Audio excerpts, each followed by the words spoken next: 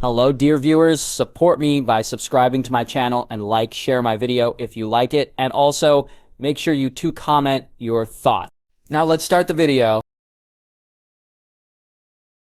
There was a silence in the room of the painted table. The small council of the Targaryen queen waited with shared looks and curious, apprehensive expressions as their monarch read the Raven-born dispatch that had just arrived from Winterfell. Judging how she had changed from irritated to curious to completely white in the space of several seconds, each wanted to speak up and ask what was in the letter, but none of them had the courage to do so. Until Sword of Barristan stepped forward from his place at Daenerys' side. "Your Grace, is it bad news?" Violet eyes dazed as she scanned the words up and down for the 5th time. Daenerys set it upon the painted table. "I am not alone after all." Her voice was halting, barely above a murmur, but it held a tiny bit of hope. The old knight blinked. "Pardon, Your Grace?" Did he hear right? Was there a lost Targaryen? An image of a calmly brooding face? Aemon Targaryen. The speculations of Barristan and the others in the room were thrown on their heads by her words. Varys himself was surprised. "The last person of that name was the second son of massacred Targaryen, Your Grace. One that took the robes and chain of a master. He would be over 100 and most likely dead." No, wait. Much of Tyrion's mind from the more mundane days of Joffrey and Robert were clouded from how drunk he was during them, but his trip to Castle Black, especially since the legitimized Jon Snow returned to his orbit, was rather vivid. There was a Maester Aemon that was one of the sworn brothers of Castle Black. He was basically a walking skeleton by then, but he could have been a Targaryen. Alone among the other 4 that were truly hopeful from the light in their queen's eyes, Missandei leaned over from Daenerys' other side to take her hand. "Is that whom the letter is from? Your long-lost great-uncle, Aemon?" She had no idea of this man other than a name on the page of a genealogy of House Targaryen. Daenerys didn't either, but now that this man was alive, no longer was Daenerys the last dragon, at least while he remains alive. Missandei didn't wish to vocalize that part. As a slave, death was always around the corner. So one tended to cherish the here and now for as long as they could. Daenerys shook her head, eyes glistening with unshed tears. Once she hadn't felt since she lost Riego, though these were suppressed from falling. No, they are not from him. But he is coming to Dragonstone. That seems rather difficult, considering he is a sworn brother to the Night's Watch. Tyrion fiddled absent-mindedly with a figurine supposed to represent a Riverman force, long removed from the playing field since Duskendale. The Lord Commander may have allowed Lord Stark leave to, well, leave, but Maester Aemon as well? "Last I checked," Varys responded, "my birds in the north found the current Lord Commander is a man named Alysir Thorne, one who served in your father's army during the rebellion. His loyalty to House Targaryen is unmatched, so I could see him trying to ingratiate himself to you for the benefit of the Watch, so that a steady stream of supplies could continue there in the event of your victory." Taking a seat, the events overwhelming her, Daenerys let her head fall to the back of the chair. Staring up at the ceiling and trying to process everything that was starting to occur, it was all giving her a blistering headache. "Lady Sansa Stark has sent him to us as someone allowed to speak for her in negotiations. Daenerys has ships in White Harbor that can ferry my great-uncle over." Her translator's lips curled into a frown. "Perhaps it would be best if Dakiar was as far away as possible. I don't want him here, Miss Missandei, but bringing my Uncle Aemon is leagues more important. If I look back, I am lost." She had made up for his transgressions. At least Daenerys thought she did. "Anyone else traveling with Aemon? A northern lord, perhaps? One of my former wife's brothers or sister?" Varys had indicated in past briefs that Rickon Stark, Brandon Stark, and Arya Stark had all returned to Winterfell. The reconstruction of a house long thought to have been butchered completely. Taking the dispatch in hand, Barristan quickly scanned it. No, only mention of Master Aemon and his acolyte. Barristan frowned, trying to imagine the angle. "The Night's Watch has stayed out of the politics of the Seven Kingdoms. Why get involved now, even at the request of the acting Lady of Winterfell?" "We're discounting the possibility here," Missandei interrupted, drawing everyone's attention. "Something quite likely if the Night's Watch is this desperate for southern aid. If that is truly Lord Commander Thorne's intention." She paused, knowing what they would think. Even Grey Worm thought she was crazy for believing it, but Missandei wasn't swayed. "Jon Stark, He may be many things, but a gifted liar he is not. They need the resources to fight the long night. Tyrion snorted, while Varys gave one of his rare smirks. Even Barristan glanced at her skeptically, though what other opinions he possessed, he kept to himself. Come now, Lady Missandei. I know Jon Stark is an honorable man, but Grumpkins and Snarks roaming the wilds north of the Wall? She glared back at him. Why not? I'm sure few people believed dragons could be hatched by a fire, but her grace did so. There were dragons in recorded history, Lady Missandei, Varys said, tone as if a patronizing maester. We have the skulls in the Red Keep to prove it. Monsters made of ice that can raise the dead. Even my few birds far in the north haven't sung such a song. Enough. The Queen put to bed any further comment. I will not have that argument again. Gods knew how much her small council had debated what Jon Stark had told them. What are the disposition of the armies? In this, Barristan was at his element. Euron Greyjoy has withdrawn back to King's Landing, though he still has raiders all over the place.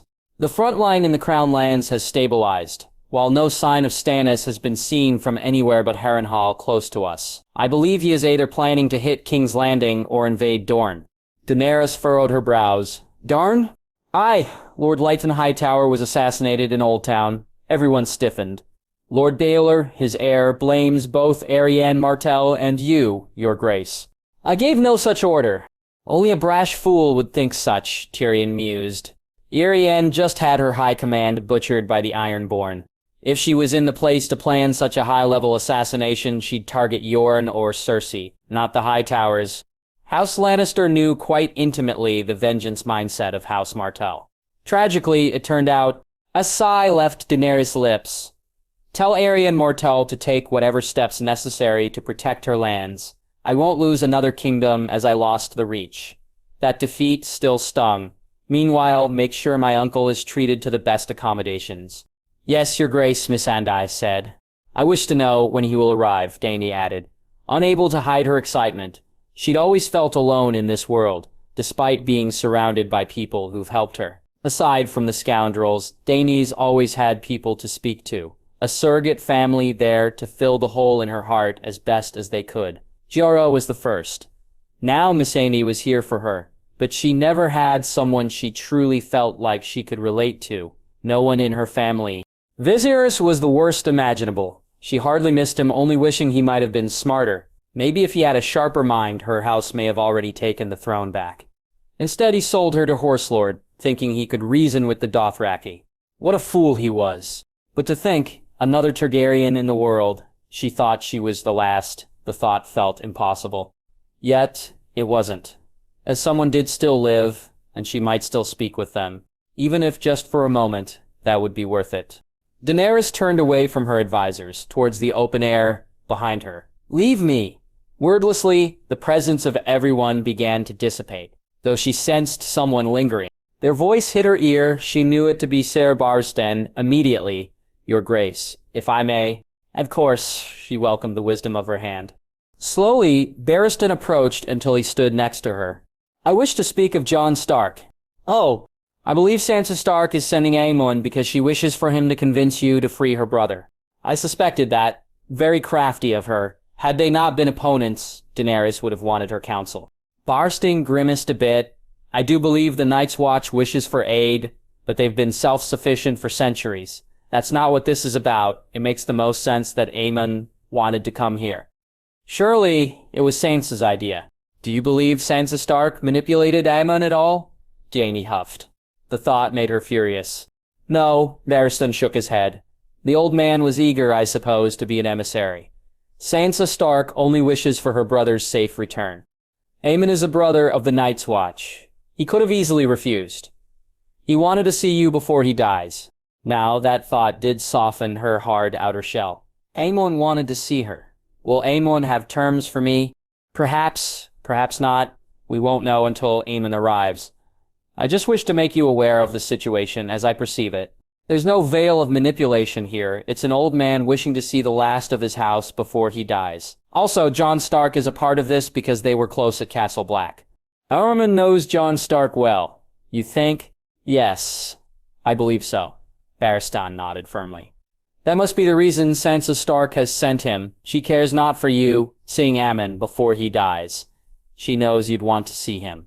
No way you'd cast him away. It's an easy way to get a negotiation started. The interesting thing will be how Aemon speaks of Jon Stark. His words will not be rehearsed. Likely, his words will be very illuminating as to who exactly Jon Stark really is. Dany regarded her hand's words, wisdom of many decades of proud service. I see, Jon Stark, he'd been an enigma for so long. Only she and Missandei had even scratched the surface. But except for the one outburst over the dead men north of the wall, he had remained largely guarded and brooding. And yet, he bonded with my uncle, a Targaryen and Stark, friendly to each other. If Aemon cares for him, then there may be hope for Lord Stark after all. It will still be a slow process to gain Jon Stark's trust, and even longer to gain his fealty. Ned Stark never broke his oath to Robert, even when the usurper laughed at your butchered family. I am well aware of that. It wasn't just Ned who kept oaths so firmly. Jon seems to have a much greater sense of justice, but we cannot count on Stannis to commit so grave a crime as to force him to us. Daenerys looked at him firmly. I won't manipulate him to our cause. People would see right through it, and she couldn't. There are enough beaten worms in this reality. The Dragon Queen couldn't destroy the dignity of the one honest man left, even if he were her enemy. It's not about manipulation, Your Grace. Jon Stark cannot be manipulated, not with this. If you want him to follow you, then you must show him why you're worth following.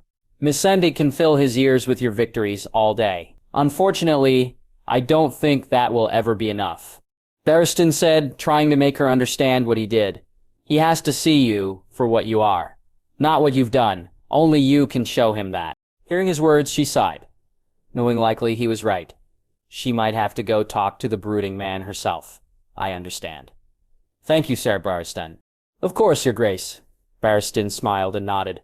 Then he walked off and left the Dragon Queen to her thoughts. 1 hour. For God's sake, Daario Naharis wanted to bash the obstinate, obnoxious pimp in the head. He had been to pleasure houses all over the world, much as he preferred to seduce his conquests. Sometimes the urge didn't leave much choice. And even in the former slave dens of Astapor, he hadn't found a pimp as horrid as this northern cunt. In Puntus this buys at least 3 hours. The ruddy-faced man growled, ignorant of the ways Daario could kill him in mere seconds. But the gaps where his fingers should have been forced, only the best behavior.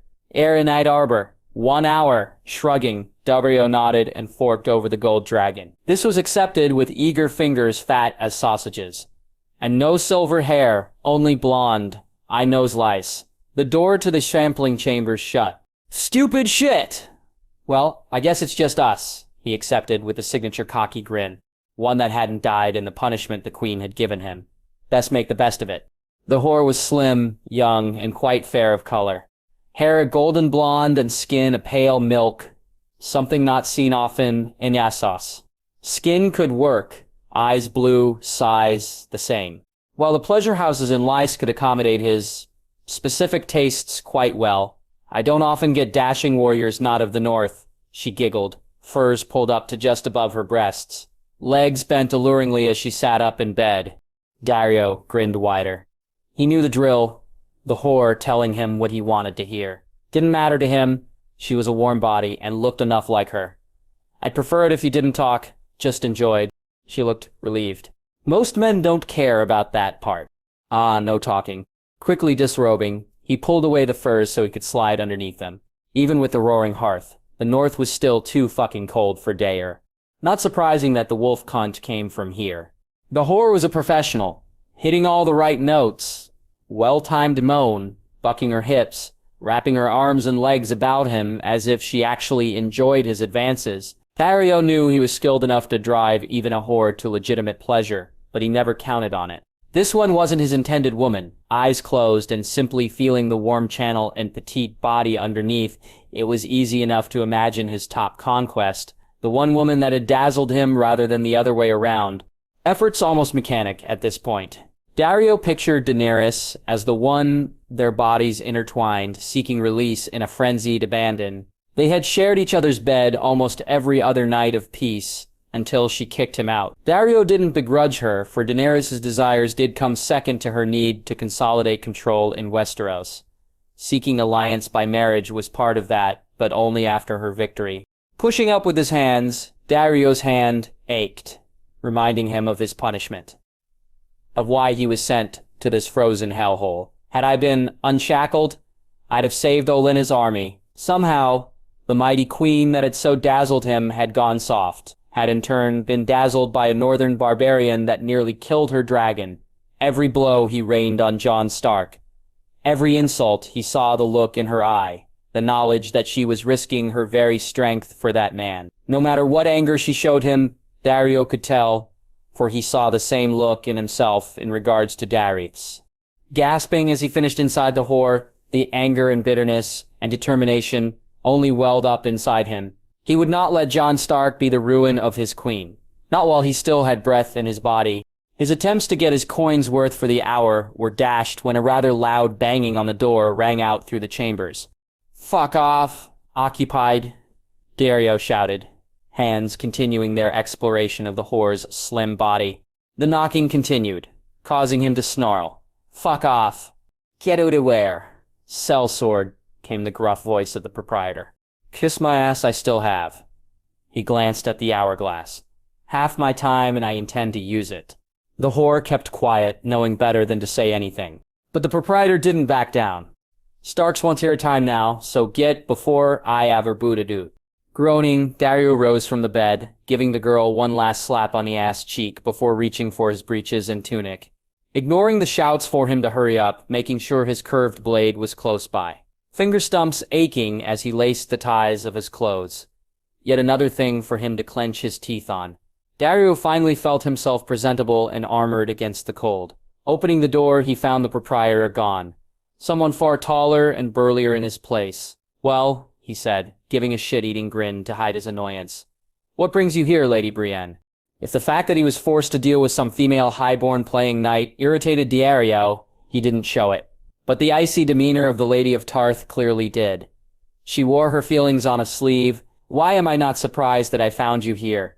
After weeks at sea with nothing but gruff men, can you blame me?"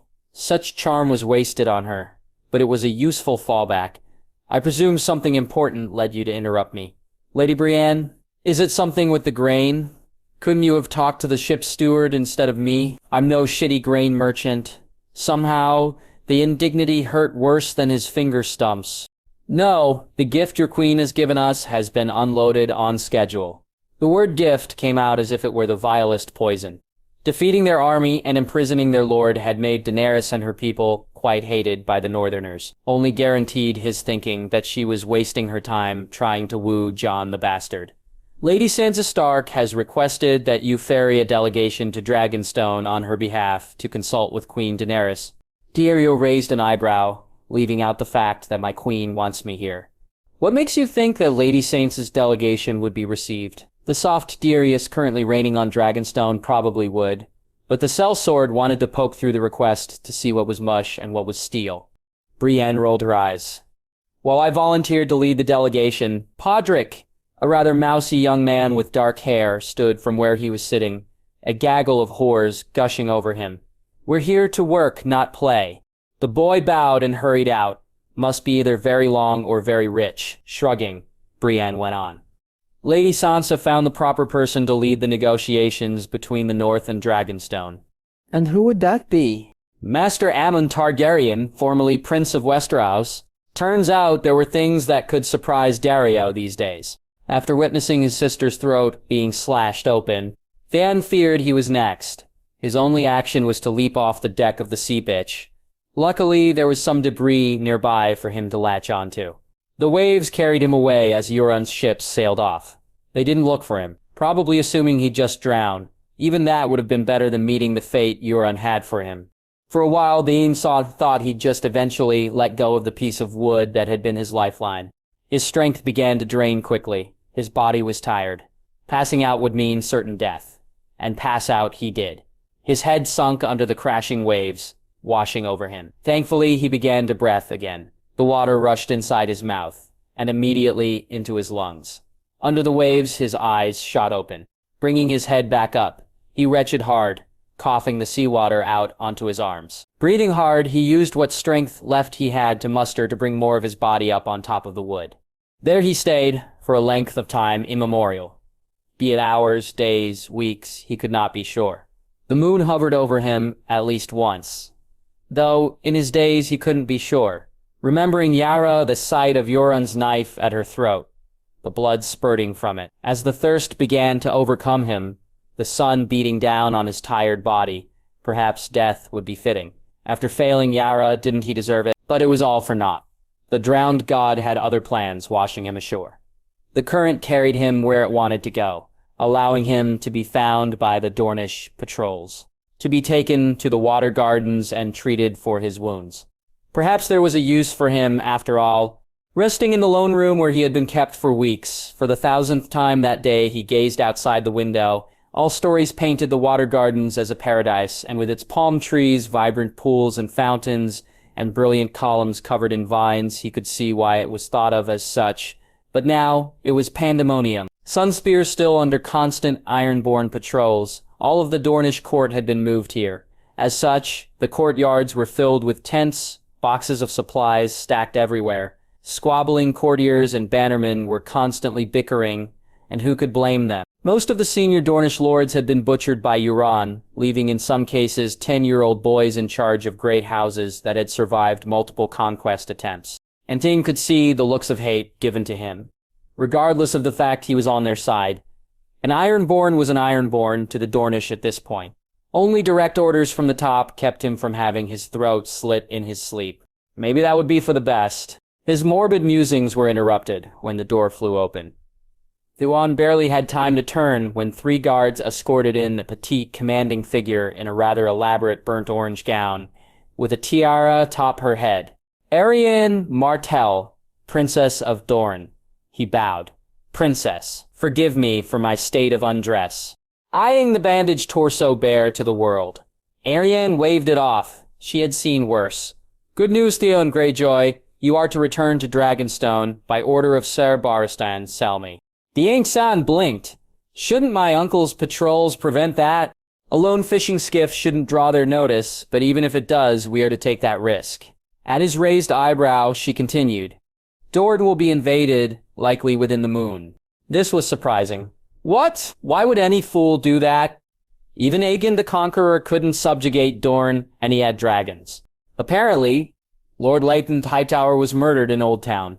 The beautiful princess shook her head. While I did not order this, the assassin they found is claimed to be a bannerman of Lord Yyremwood. Since the old Lord Yyremwood is dead, and the new lord is but 4 and 10, I highly doubt he gave the order. One of the guards, not a guard, but a rather handsome Dornish knight, muttered, I bet it was Cersei. She's the only one conniving enough to pull it off. From how Arianne rubbed his shoulder, it didn't take a genius to see that they were lovers. Don't be so sure, Edric. Edric Dane. Theon thought he could recognize the infamous Dawn on his hip. Could easily have been Littlefinger manipulating Stannis' command. But I digress. House Hightower will invade, and we need you in Dragonstone. Is that all? He croaked, burns stinging again. No, Her Grace wants you there as well, or at least Barristan does. Why? Because they have a prisoner there that they think you could have a rapport with. Stannis Baratheon's Master of War, I believe. Jon. I know not his name. Only that you are to be transported to Dragonstone. How Jon was captured. Theon had no idea. The thought of seeing him somewhat excited him, yet he suspected he would be met with hostility. Given he had totally failed to bring the Ironborn to Stannis' side, he hoped Jon might be in chains to prevent him from choking Theon to death. Though aside from being given to Euron, anything was better than the cell he'd resided in. Recently, he'd only thought this cell would be the place he'd die. Why Daenerys wanted him to speak to Jon confused him. What would he have to offer? He and Jon had hardly been friends. Perhaps they wanted a recognizable face to try to sway him. He couldn't guess. Despite that, he no longer had any qualms about leaving Dorne. Jolt of the ship shaking him awake, Sam Tarley reached out within the narrow berth for the warm body that he automatically assumed would be cuddled next to him.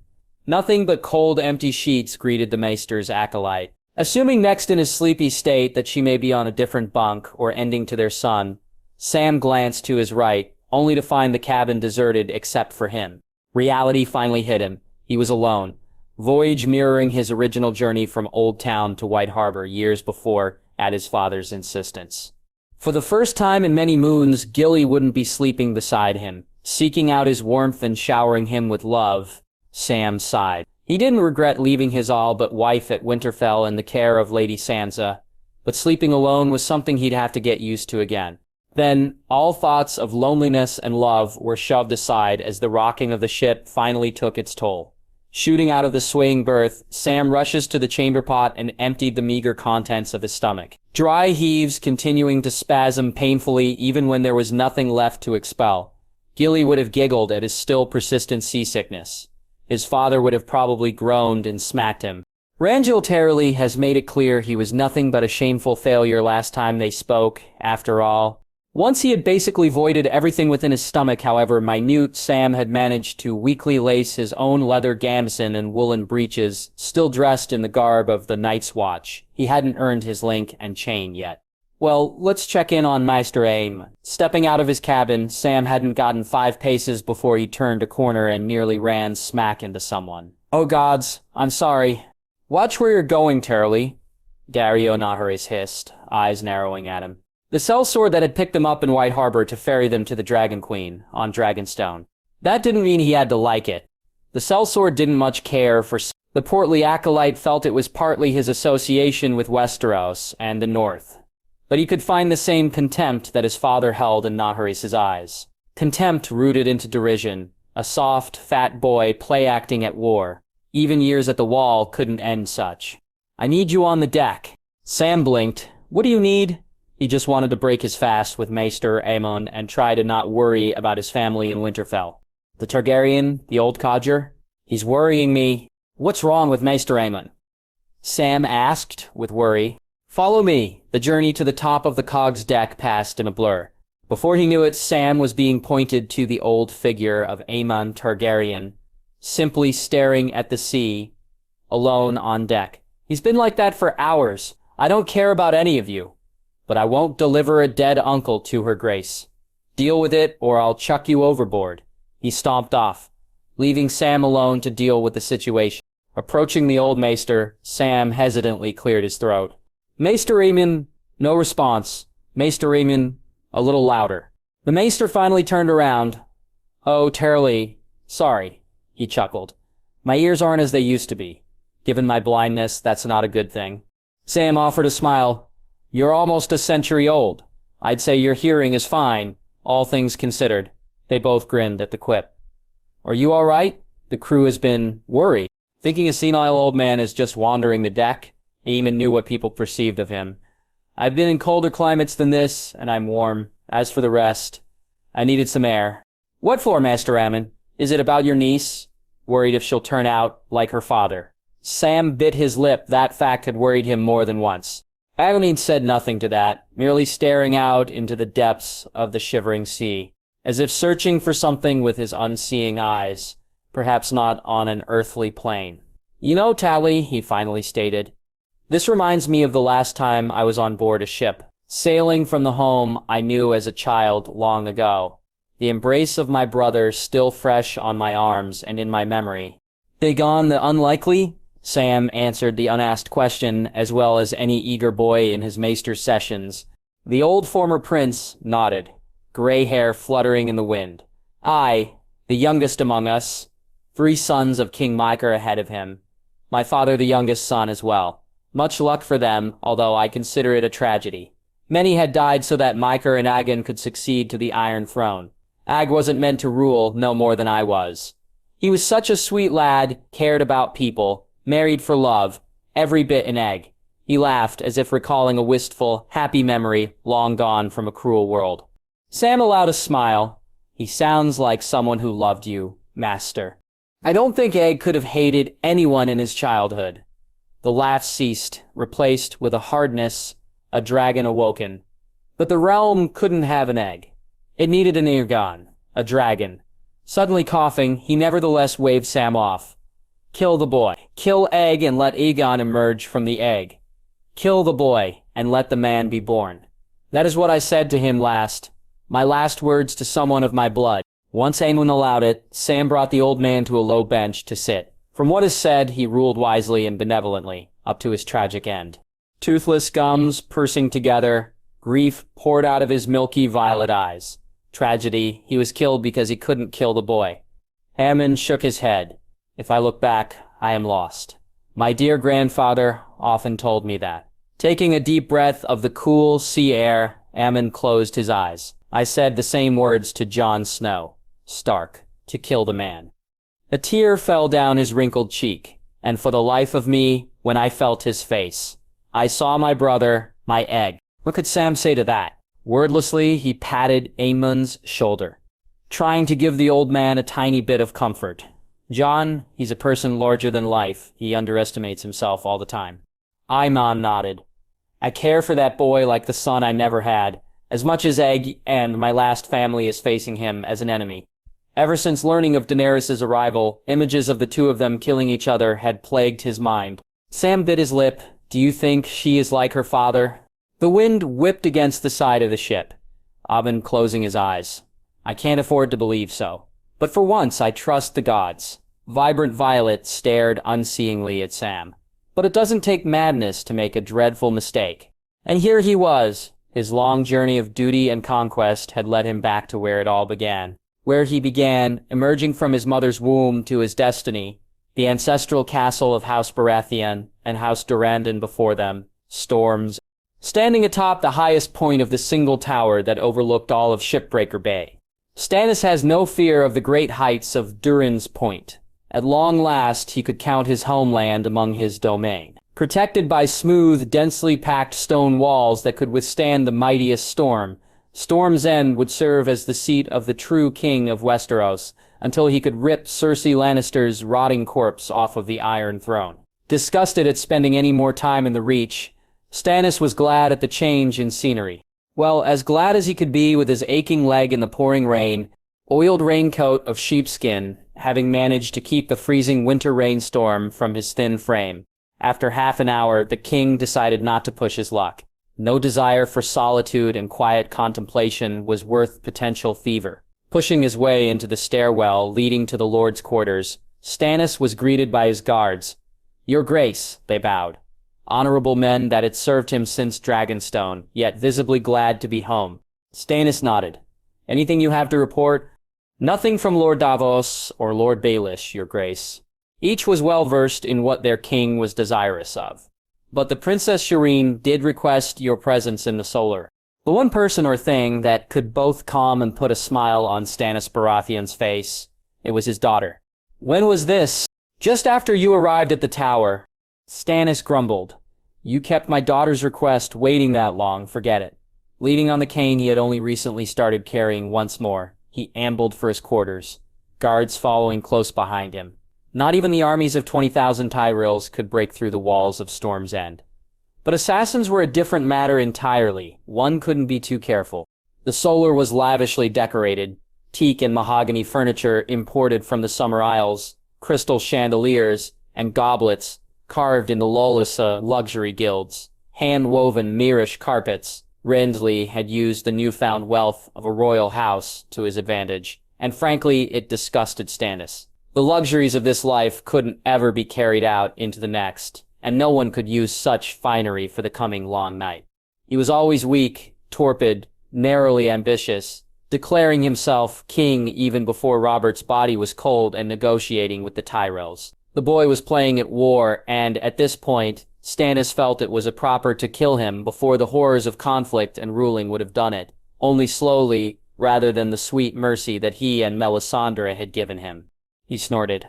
Robert, Lee, winning the throne was the same as having it. Neither could rule, nor did they deserve to. He was destined to rule, no matter what he needed to forego or sacrifice. But seven hells he did enjoy the comfort of a plush, well-upholstered love seat on his tense back and rear. As always, it was the blood of his blood that brought serenity to the tempest of his own mind, as violent as the storms of his native land. Father, Shireen said with a smile, hugging him tightly. He chuckled, hard blue eyes filled with a rare warmth. You look happy today, my dearest daughter. The cracked scars on her face brought a flash of pain to him, anger at the nameless merchant that sold her the grayscale-laced toy, one that never ceased burning inside him, but it evaporated in her joy. What's the occasion? She looked up at him incredulously. You don't know? Stannis furrowed his brows. Am I supposed to? His daughter giggled merrily. Oh, father. Another hug followed. Happy 40th name day. What? It's not God's almighty. It was his name day, 40 years upon the earth, and in his stress and struggle he had completely forgot. Usually it was Davos that remembered such redundancy. Sentimentality wasn't high on the list of Stannis Baratheon's priorities, but at the moment he couldn't deny his daughter's happiness. I suppose it is, thank you. Father, did you forget again? Shireen was growing into a young maiden, but her eyes sparkled with the same childlike mirth at that moment. Stannis couldn't help but chuckle. Perhaps I did forget perils of ruling, I'm afraid. Leaning up on her tiptoes to kiss him, Stannis bending down so as to offer her his stubbly cheek. She ended up dashing off to a particular chair, returning with a large tapestry. I've been working on it since Winterfell. Something to hang up in the Red Keep when you take the throne, at least if it's good. Taking the large belt of cloth and unfurling it, Stannis came face to face with a stitched tale of his campaigns, all arranged in 3 rows. Boarding the ships at Dragonstone, the lines of cavalry beneath the wall, archers raining fire upon the Boltons before Winterfell, Stannis and Jon Stark battling with the Lannisters at North Hill, culminating with the great victory at Highgarden. I left the last row blank for your final victories. The final image will be you on the Iron Throne. Shireen was cut off when her father embraced her. You, my daughter, are more than I could have ever asked for, thank you. From Stannis. Such was the finest praise one could ever heap upon a person. I love you. She sighed happily. I love you too, father. They pulled back after another moment. I know Davos usually handles this, but perhaps I can arrange a feast for us to celebrate your name day. He shook his head. No, that won't be necessary. But I wouldn't mind a private dinner. Just you, your mother, and myself. Shireen beamed. I will go to the kitchens right now. Dashing off, she almost crashed into Queen Sex. Mother, father loved the present. The Queen offered a tiny smile. I knew he would. Now run along, child. It's time for me to change his dressings. Shireen nodded and ran off to the kitchens. Salik's closing the door behind her. Your Grace. She curtsied. Rife, Stannis offered, hobbling towards a love seat. Let's get this over with. Normally Melisandre supervised such measures or did them herself, but with her gone, it was his wife that he trusted with this. No one else could he trust without having ulterior motives. Gingerly, he took a seat, wincing as he placed his bad leg out for Saxley's to inspect. It's getting worse again. Elevating it, managed to help. Withdrawn and pious as she was in being a caregiver, Cialis managed to rise to the occasion. As the maester had shown her what to do, all the tools were lined out on a strip of cloth on the teak table. Folding up his breeches, she pursed her lips at the soiled bandages. Should have been done 2 days ago. Been busy. Baelor Hightower was up in arms and demanding a full invasion of Dorne. Stannis had bought him off with one secondary to the build-up against Cersei, but the juggling of his now vast numerical advantage over 2 fronts needed the Golden Company to work. If only the Northerners hadn't betrayed you. He kept having to remind himself that they were defeated. Are you sure? Sighing, Saxley took the small knife and began cutting off the bandages, revealing the open ulcer that his leg wound had turned into. I'll have to lance it. The other knife took to his skin, Stannis gasping in pain as a large river of pus dripped in a bowl she had placed right underneath the wound. We have to talk about Jon Snow, husband. He groaned, only half from the pain. There's nothing more to discuss. She had heeded his warning the last time, many moon turns ago, and yet Stannis could tell that Jon's surrender at Duskendale only served to breathe new life into her distrust of him. Jon may have lost, but he is loyal. You are the Lord's chosen, my love. You can't afford to blind yourself to reality. Her pale blue eyes found his, an intensity about them of a mind long gone, long surrendered to the faith ruler in a depth that even Stannis hadn't let himself descended. He bent the knee. I doubt it, Stannis shook his head. If he had, they wouldn't be holding him captive. He surrendered to save the lives of his men. There was no other choice. Sighed, biting her lip. No, I know that boy saw that dragon and shite in his trousers. He bent the knee, must have. Besides, It's better with him gone. The men only look to you now. They praised him too much, nearly worshipped him. He doesn't deserve that. But you do. You are the chosen one. You are the prince who was promised. Jon was nothing but loyal. I trusted no one more. Forget about him. Forget, I tell you. Solzes nearly hissed. He's gone. He's not worth saving. I know not why you even wanted to send Davos. Davos knows what he's doing. I trust him too. I doubt you even think he has the slightest chance of succeeding. She was right, but Stannis found himself reluctant to admit it. I have to try. What for? For some bastard who'd likely betray you at the earliest opportunity. Saetslys told him, then got up close. Don't you see? It's a sign of the Lord of Light. The bastard boy had served his purpose. The Lord did the hard part for you. He took the boy out of your sight. All you have to do is look the other way. No. Sheeny sweat on his forehead as Slit squeezed the last bit of discharge from his wound. Stannis refused to believe it. He told me of the true threat beyond the wall. He has fought for me with more loyalty than all but Davos. The scenes on Shireen's tapestry told the story. Every battle from Castle Black to North Hill, Jon Stark was there in the middle of the fight. The wrath of the North, master of war to the one true king. Ysselise took a strip of linen, laughing sardonically. You always had a soft spot for him, from even at Castle Black when you knew him not.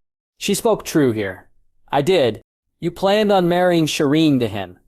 Cersei accuses. Her one success for her husband, a daughter marred with grayscale. She never forgave herself for that, pledging her life to the Lord of Light simply to atone for her failure. Poisoning our bloodline with those heathens, wanting to erupt in anger. The pain of the poultice burning his leg was simply tearing through Stannis. He is a good man, loyal to me. Then why haven't you saved him? Shosius has been told by Lord Baelish of her husband's doubt, of the futility expressed by all but Ser Davos in regards to ransoming or rescuing Jon from the clutches of the dragon bitch. Melisandre has preordained Stannis in the snow, bringing the dawn. All others matter not.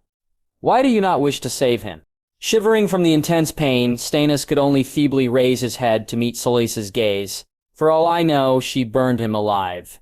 He has betrayed you, she quickly hissed, almost ready to hit something before she withdrew into herself. Quieting down, pious to the end, she would not let her chaotic mind serve to push Stannis away from the truth. Zerlys had learned her lesson from the last time in Harrenhal, where she brought this up. All shacked up with the Dragon Queen. I bet he is dashed off at the first sign of trouble. He's no true man. I bet he spits on your name and tells them all of our plans. The night is dark and full of terrors. Dead men, dragons. Those words held a frightening reality to them, far more than the simple, ominous warning given when Melisandre first arrived on Dragonstone.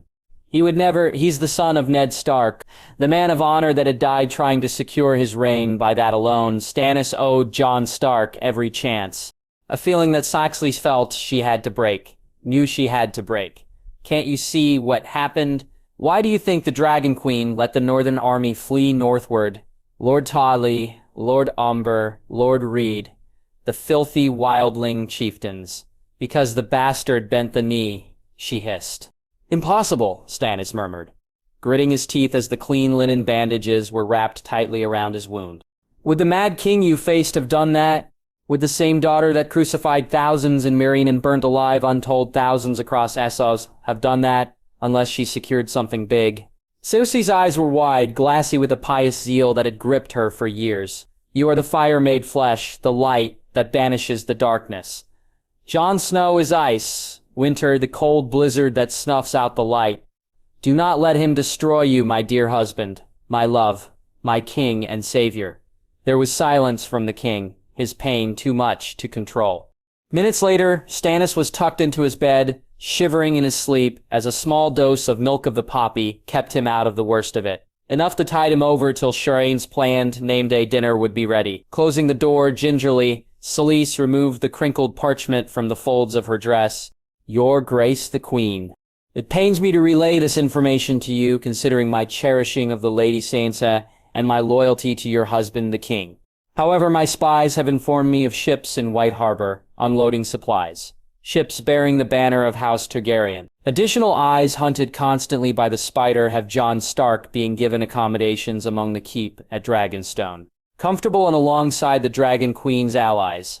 While I am sure Lady Sansa has not forgotten the perfidy of House Targaryen against House Stark, I am afraid that Jon Stark hasn't and has switched sides. His grace must be protected lest betrayal come from here. I shall make sure the North under Lady Sansa stays ready to support the one true king of Westeros. Trust no one else, not even Sir Davos. He is too fond of Jon Stark. His Grace's ever-loving servant, Lord Pater Baelish. Shaking with fear and devotion, she ran to the fireplace, eyes closed as she begged for the providence of the one true God. Lord, she mumbled, cast your light upon me. Burn away my anger and sins. Let me serve you. Burn away our enemies and show me the path to achieve your strength. For the night is dark and full of terrors, cold to the touch, rough against her back and rear. No ruler worth his salt should be comfortable upon a throne. And for Daenerys, it was no exception. While not forged from the sharp points and protruding hilts of the swords of Aegon the Conqueror's enemies, the Dragonglass throne had its own discomfort about it. But only her second time ever sitting here, Daenerys cared not, mind preoccupied with something momentous about to happen. Within the cavernous hall, the drumming of the Queen's fingers upon the seat of the throne echoed about the walls. Take a breath, your grace, Tyrion advised, voice louder than he would have wished. The size of the seat of Targaryen lords and princes kept him far from Daenerys. There's no sense in you being nervous. Twin violet eyes flickered to the side, narrowing at her advisor, debating between having him or Barristan escort the party from the beach. Dany felt that she had erred in not sending the former. If you were about to meet someone from your family you never imagined to ever meet, I'd think you'd be nervous too. Well, with my family, I'd be more nervous for my life. His attempt to lighten his queen's mood clearly failed once he saw her glare, not softening. Sorry, bad Jake. Sighing, Dany placed her hands in her lap, only for her foot to start tapping. 7 bloody hells. It's just my great-uncle. My long-lost great-uncle, that I hadn't even heard of when I thought I was the last Targaryen. Yet again the prospect overwhelmed her, burying her face in her hands, a gesture of vulnerability. The young woman alone in the world, hiding underneath the layers of fire and blood that had forged the mother of dragons into existence. Tyrion looked uncomfortable at the moment, but Missandei stepped gingerly by her friend's side. Perhaps this Aemon would feel the same way that you did, more so even. Taking a calming breath, Daenerys peered up at Missandei. And how would that be? Did he end up watching his own brother have his face nearly melted off, knowing that it might be for the best, but also that it meant you would be alone forever, cursed with a barren womb and a stillborn child? She didn't intend to be biting, but it just came out. Missandei, to her credit, took none of it personally. If what Lord Varys says about him is true, then he has been alone at the Wall for decades. Helpless to watch his family, your family, suffer tragedy after tragedy, since only he and you were left. Her eyes fluttered shut. You're right, her story mirrored Aemon's greatly. If anything, the old maester had the worst of it. How chaotic is his constitution. Having imagined me for so long. Just then, the door to the audience chamber opened. Just a sliver to let in one of Daenerys' blood riders. Daenerys straightened immediately. Mori has she Khaleesi, he said simply. Meeting the eyes of both her translator, who smiled, and her advisor, who nodded, Daenerys took a breath and gestured to the door. Sanizet kien mediet yakara, rukaro, thiket yaktet anna. Clasping his sword arm against his muscled chest, Rokiero complied, darting out again. Well, this is it. Another deep breath into her lungs, stoking the inner flame within her blood. Mother of dragons. Breaker of chains. She could handle the reality she was no longer alone in the world. Back straight, she was the picture of regal grace. Yet for this, the customary black leather, battle dress, and severe braids were dispensed with.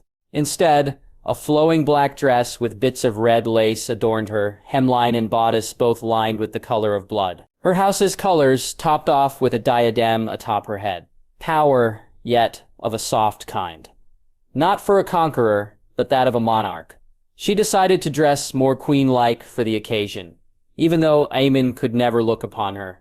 Both doors flew open as the blood riders fanned out in a protective pattern, Ser Barristan right behind, his aging yet nimble legs carrying him to the base of Daenerys Dais. Unsullied guards followed, and then Dario. It didn't surprise Dany to see his smug grin saunter into the room. In the past, it might have caused a bit of desire in her loins, but now she felt nothing.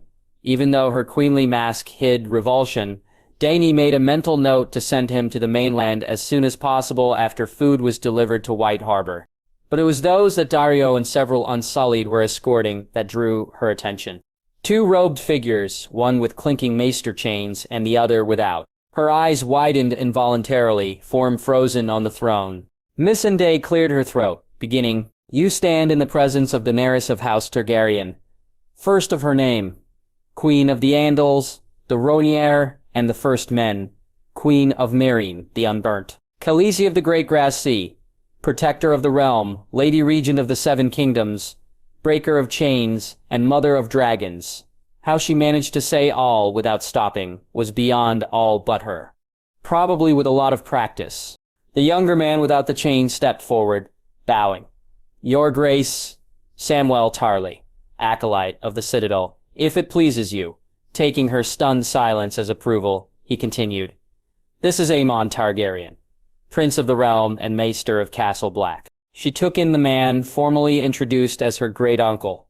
He was old, very old, wrinkles covering his entire face as he stooped over. Two bony hands just emerged from the folds of his robe, hobbled by age and rheumatism. The expression was toothless and eyes glassy, but Daenerys could only see the violet in his eyes, the hint of silver in his hair. "He is a Targaryen through and through." She hesitated. "Aemon Targaryen." It came out softer than she intended, less commanding. "Please step forward." Blind as he was, as soon as the voice hit his ears, Aemon perked up, as if a live wife coursed through him, hearing a ghost. "Shakara, sweet niece? Is that you?"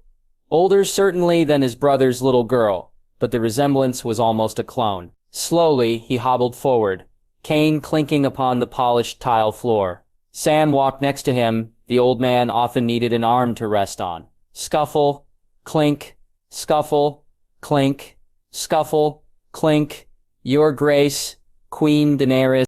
Each step that Amina drew closer, as if her heart thumped in her chest. Daenerys stood, lace of her dress billowing about her. "Your Grace," Tyrion began, feeling she needed to keep her regal composure. But she ignored him. Walking down to Amina's level at the bottom of the steps. "Uncle Alan," she breathed, voice soft. Now, fully face to face, her eyes scanned him head to toe, mystified by his mere existence. This only being the second Targaryen she'd ever seen, the old man had the look if anyone did. Though surely he could live an unassuming life, a man as aged as this, no one would look twice. Aemond's blank eyes stared at her as if he truly could see, though his blindness wouldn't fully impair him. His bony hand reached up to touch her cheek. Dany leaned down a bit to meet him. Both Targaryens had a sharp intake of breath as he made contact, reverence, and a hint of sorrow curling on his wrinkled face. Brushing against every bit of skin with a gentle caress, committing every bump and ridge to memory, Daenerys closed her eyes and leaned into his touch. "Shara," he murmured, mouth open in awe. "You look just like her, my niece. Your grandmother. Beautiful." "Truly?" Dany gasped a bit. She'd been called beautiful more times than she could count. Yet, hearing it from Aina knocked her back a bit. It wasn't out of lust or favor currying, but a means of connecting her to her long-lost family. No words of affirmation ever meant more to her. I wouldn't lie," Aemon said, chuckling a bit. "I'd know you were a Targaryen even if I didn't already know." Unable to hold back a smile, Dainty felt lighter than she had in ages. "I'm glad you've come." "I am as well, sweet child. However, in my old age, I'm tired from the journey. I'm afraid I must rest." "Yes, of course." While it was a bit deflating to not be able to speak with the only other dragon in existence, Daenerys couldn't blame an old man for needing his rest. "We shall continue on the morrow, uncle." Smiling toothlessly, Aemon placed his hand behind her head and pulled her in. He kissed Dany sweetly on the forehead. "You can count on it, child." The same lightness returned, a gesture so loving that Daenerys could only remember her brother doing a few times before Sir Willem died, when he was still her loving brother. Splending, she ended up saying, voice catching a bit. Missandei will take you to your chambers. At the arrival of the Nanathi translator, Aemon followed the sound of her steps. Missandei? Nanathi, correct? Missandei's eyes widened. Yes, Prince Aemon, how did you know? Oh, I wasn't always an old codger once, he chuckled, beginning to walk with her. As a child, I was quite the worldly figure, socialized with men and women of every nationality in the known world. Got a good ear for accents, even now, and it's not Prince, hasn't been for a long time. His voice was warm. Call me Aemon, he coaxed a smile out of Missandei quite quickly. Watching and sighing in contentment and happiness, Daenerys motioned to her hand and her blood riders to follow her back to the painted table room. Wait, Your Grace. The queen turned as the portly acolyte rushed to approach her before she left the hall. Barristan was already in the way before the blood riders, hand on the hilt of his sword. Stand aside, Lord Tarly. No. Daenerys held up a hand, but stayed behind the burly Dothraki. I'll hear what he wishes to say. Small smile for the acolyte. Lord Tarly. He nodded. Samwell Tarly, Your Grace. Though everyone calls me Sam. He smiled sheepishly, feet shifting nervously. Daenerys watched him expectantly. You have something to say, Sam. The question was gentle. Your Grace, if I may, Sam began. Shaking a bit, he drew a thin sack from behind his back. He reached into it and retrieved a long sword.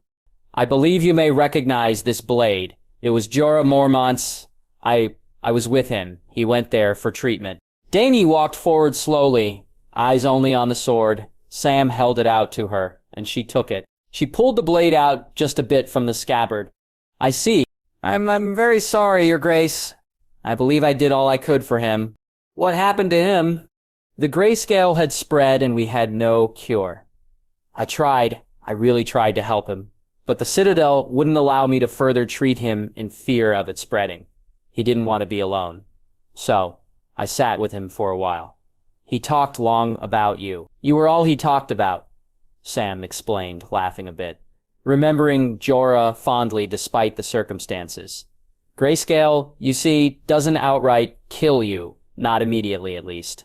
It just spreads all over the body.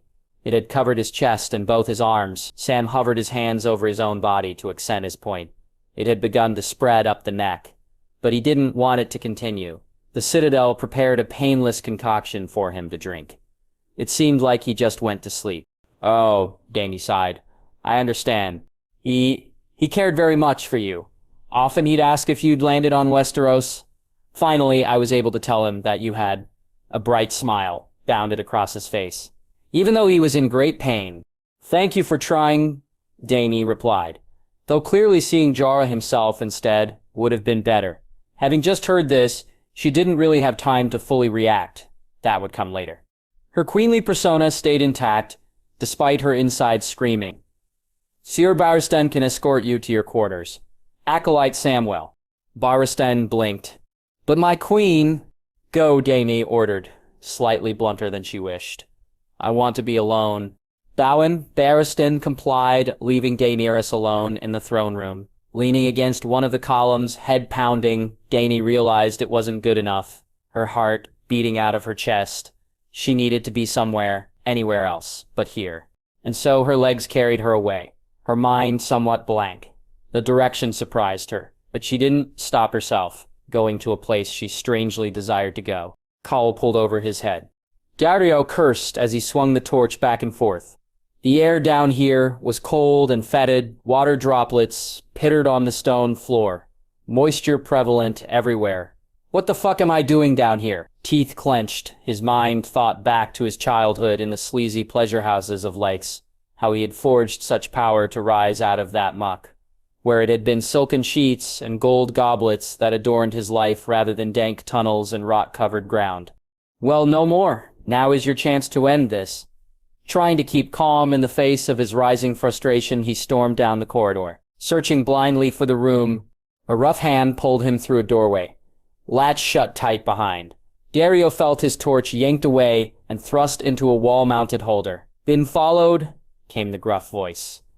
One of my loyal men. Good. You know me better than that, Tyro. Dario replied with a smug grin. Eyes flickering around the tiny storage vaults. looked to be cases of sour wine rations by the looks of them. He spotted 2 other lieutenants and a sergeant, the remaining officers of the Second Sons on Dragonstone. Good, everyone is here. All right, Tyro, what's the status of the prisoner? There was no need to elaborate, nor did his subordinates ask. Tyro, a thin man good with a bow that had joined the outfit only a year after Dario cleared his throat. I don't know for sure. Blinking, Dario narrowed his eyes. What do you mean you're not sure? I ask you, for one simple task. You have to understand, said the sergeant. After your little interrogation accident, Her Grace has frozen us out of the loop. Impossible. Dario couldn't believe it. We're an integral part of Her Grace's army. Oh no, we still are! But most of us are in the middle of fucking no man's land in the beachhead. While the characterization of the land between Lannister and Targaryen-held regions wasn't one he knew, Dario could deduce the meaning, but we have heard things. At least someone did their assigned task. And Dario tapped his foot impatiently. Sighing, Tyro eyed each of the men before turning back to his nominal captain. He's been moved from the dungeons. The voice was low, almost a whisper. Dario heard it nonetheless. He what? The voice was stunned and dangerous, eyes narrowing. Another lieutenant nodded. The freed slave with the huge tits moved him to one of the unused guest quarter. I don't know which one for sure, but there are double Unsullied and Dothraki guards on the secondary guest wing, so I can guess he's somewhere there. Running a hand through his hair, Dario silently cursed Missandei and the imp. Both of them were probably behind this, probably Barristan too, but I doubt he'd take an interest. His talents were mostly military. Fuck. Alright, there's still a chance to reverse this mistake. What? His men were giving him quizzical looks, and he didn't like it. Eyes shifting from one to the other, finally Tyro stepped forward for the lot of them. Boss, we've discussed it, and we believe it would be best if you just let this one go. The captain of the Second Sons couldn't believe what he was hearing. You're just going to let a northern bastard corrupt the queen's mind. As long as he remained in Missandei's custody, the soft policy would continue and only lead to another Harpy uprising situation. I'm sorry, boss, but we've been basically pariahs since you pulled that stunt. A hostage cannot be harmed unless ordered by the Dragon Queen. Even we Sellswords know that. As hesitant as they were to do this to their captain, it was necessary and they stood firm. Glaring, Daenerys met the gaze of each one of them. So if I order you to drag him back to the dungeons where he belongs, he just wanted to know if he could trust his own men, or if they would emulate his actions at Yunkai. The sergeant stepped forward. Brave, skilled men died because you disobeyed the queen and set upon Jon Stark. I'm not going to wastefully lose my life for you, Captain. The use of his title didn't soften the blow. And so it is then. Dario nodded. All right, get whatever men we have left. We ship off to the mainland as soon as I obtain her. Grace's blessing. Relieved looks on all of them. They shook hands with and smacked Dario on the back. Worries finally abated. When they left, leaving Dario alone under the flickering torchlight, he slammed his fist on the wall, snarling half at the pain of his split knuckles and half on the situation. Fine, he yelled into the void, brushing his hand over the stump that used to be 2 fingers on his left hand. I'll do it myself. Ash. It was all he could see around him, a mass cloud of it falling from the sky, coating the ground as the snow did north of the wall, gray and lifeless. His boots made imprints in the horrid substance as some force compelled him to walk through it, towards something but he didn't know what. The vast plain of ash wasn't all he could see for long. Buildings appeared, once large and beautiful, now at best desolate and shoddy, covered in the remnants of a once mighty inferno. The majority, however, in various stages of destruction, some half collapsed, some mostly collapsed. Many more gutted out corpses, worse than any white, monuments to whatever force had erupted into the once vibrant place. Jon felt he was desecrating by his very presence. One foot after the other, he nearly lost his balance on something, a body, a woman holding a babe close to her, bottom half having burned off in the past flames. Jon fought the urge to vomit, struggling to stay upright as he doubled over. A dragon. Only a dragon could do this much damage. 'Cause so much death. Perhaps he should have killed the Dragon Queen when he had a chance. The thought died in his mind as quickly as it came. Somehow, Jon felt his consciousness reject the urge to blame Daenerys. As if by some instinct, he knew she wasn't culpable for this. but that answered less questions than it caused, and then he heard it. Cheers, drums, the sound of some sort of celebration, some sort of parade, gingerly breaking out in a trot. Jon came upon a massive courtyard, overlooked by the ruins of a once great castle, the Red Keep. Was he in King's Landing the whole time? At the steps stood a figure, obscured by the ash still falling from the sky. Army cheering before him, a mighty conqueror, warrior, murderer. Jon strained his eyes, trying to pick him out to no avail. The army was formless, shapeless, just a mass of bodies unrecognizable to him. Desperate, he looked at the sigils, trying to spot anything. A lion, a dragon. Suddenly a roar knocked him to his back, the last thing Jon witnessing being a massive green shape descend from the sky. Amber eyes seeking out him. Jon woke up suddenly, eyes flying open before they fluttered shut with a groan. His skull pounded behind his eyes. Gods, what in seven hells was that? He pushed himself upright, legs swinging to dangle from the cot. Nightmares were nothing new. In all honesty, all his dreams were nightmares. They fell into a predictable pattern, his family all dying before him while he was immobilized, the army of the dead ripping through the armies of the living, his friends being burned alive. But this one was different.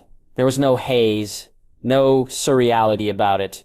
Clear, clean, crisp, almost like a vision. Jon shook his head. Not possible, Snow. You're only a bastard.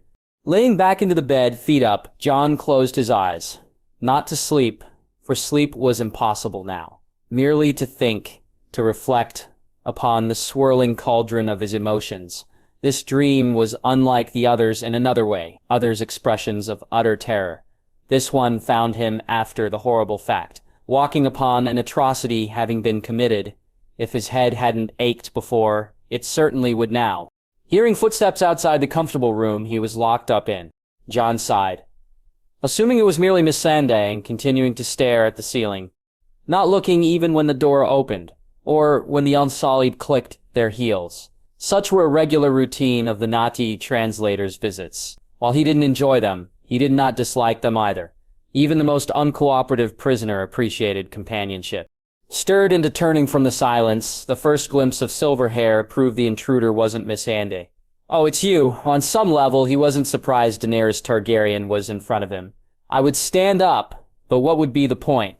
She was quiet, simply standing there, the door closed behind her. She stood by it. I don't expect you to. Sighing, he shifted upright, leaning against the dark stone walls while sitting on his bed, eyebrow quirking up at her appearance.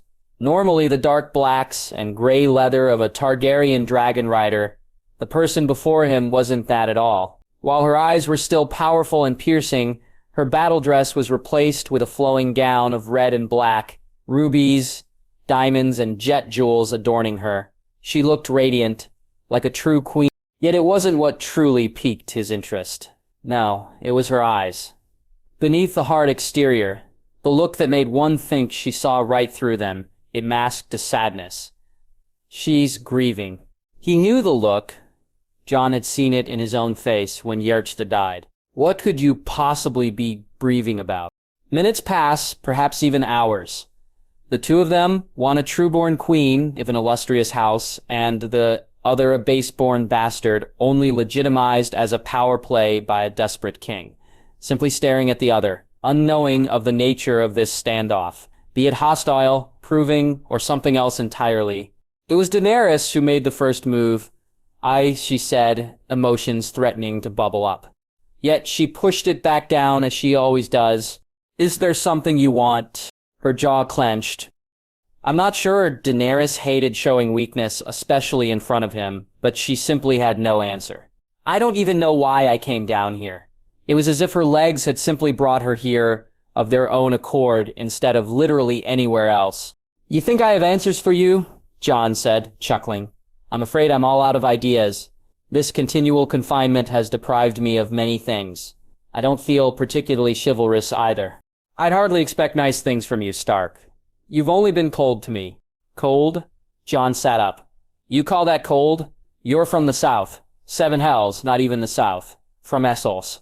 A land alien to him. It might as well have been on the moon. Put into context, the gulf Daenerys elicited with the people she was trying to rule. You don't know what cold is. To be covered in 3 layers of furs and still be freezing. That's cold. I know all about being cold. It's all I've ever known. She crossed her arms. You hardly know how to properly treat a queen. You are a queen, but not my queen. Jon didn't want to antagonize her. At this point, it was worthless. A momentary fleeting high that served no one. But his honor owed even the Dragon Queen the simple truth. You so desperately want me to serve you, to bend the knee, but for the life of me, I can't figure out why. Her scowl was deep. This had been discussed and browbeaten into him for weeks, and yet he still failed to understand. You need to stop being stubborn, Jon Stark. Your usurper king holds no title and holds no claim over the Iron Throne. His brother usurped the throne from my family and stole my rightful birthright. And there it is, he snarled, sick of hearing this. How the fuck do you think your family gained that throne in the first damn place? Pausing to breathe, he saw her quiet. Violet eyes narrowed at him. Conquest.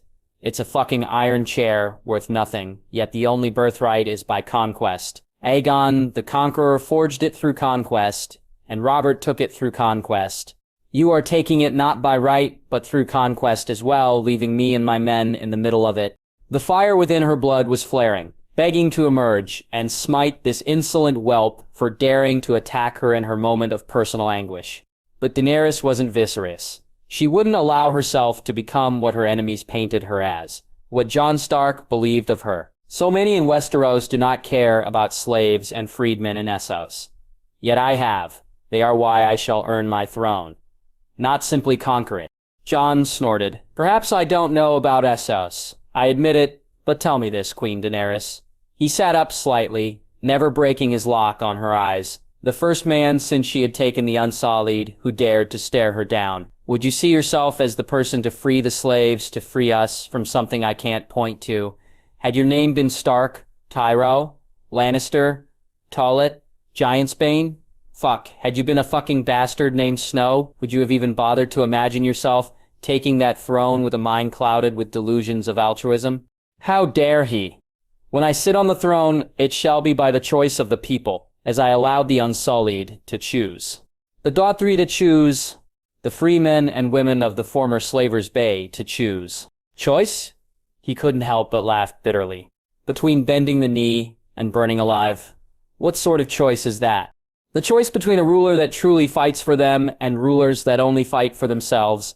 Sighing, Jon fell back against the furs. There is no choice for me or the North. You've already soundly defeated my army. There is no one left to fight for you. Probably only enough to keep my sisters safe in the keep they call their home. You did that. I'm not there to protect them because of you. You'll just fly your dragons over there and make them come to heel as your ancestors did. Likely, I'll still be sitting in this damn room when that happens. Jon hadn't wanted to raise his voice, but he didn't lower it either. Denny, aside from the first outburst, remained unmoved as he went off on her. That's not the way I want it. I don't want to burn your home to the ground. It was the truth. I came to break your chains. You had no problems burning all my friends when you attacked me. It was also the truth as well. What chains of theirs did you break? His words truly stunned her, dented her regal demeanor. That was different. How? We were warring with each other. Burning Winterfell unprovoked would be a crime. So that's where you draw the line? All right, to burn men to death without even a parley before battle. Burn men to death that surrendered to you, but not their homes and keeps. All I want is to bring peace into a world that's only seen chaos. I've come to break the wheel that's crushed all below it for centuries. Donnie tried to explain, though Jon's exterior was hard to crack. I told you already, I don't want to force you or your people to follow me. I just wish you'd do it yourself. Why? What reason do I have? It's the proper thing for you to do as the leader of your people. How do you know what the proper thing would be for my people? You don't know them. I know what I would do if I was in your position. Give up yourself in exchange for the safety of your people, Daintyad told him, speaking as if it was obvious. Jon scoffed, the mighty mother of dragons, taking what you will from the world just because your father was a king. How could this be the woman Missandei spoke of?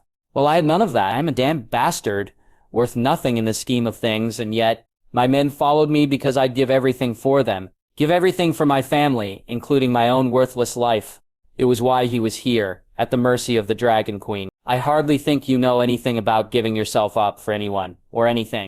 There was a long silence, the two simply staring at each other, a tension so thick that it would take Longclaw to cleave through it. Neither moving, Jon's breathing heavy as he cooled his rage while Daenerys didn't make a single sound. Have you ever been raped, Jon Stark? Whatever answers Jon expected, that wasn't one of them. He had no response. Taking his wide eyes as answer enough, Daenerys continued. Do you know what it's truly like to be raped, defiled, used as a broodmare by someone who cared nothing about you but as some sort of plunder, a trophy to display to the world? To his followers, once again, no answer. He broke her.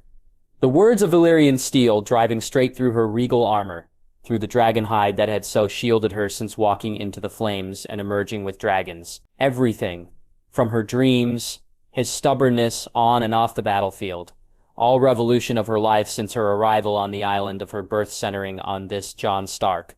A whirlwind of emotions turned into a shattering tsunami upon Daenerys Targaryen, exploiting her weakness upon the death of Ser Jorah, a perfect storm, one that now drew a tear from her eye.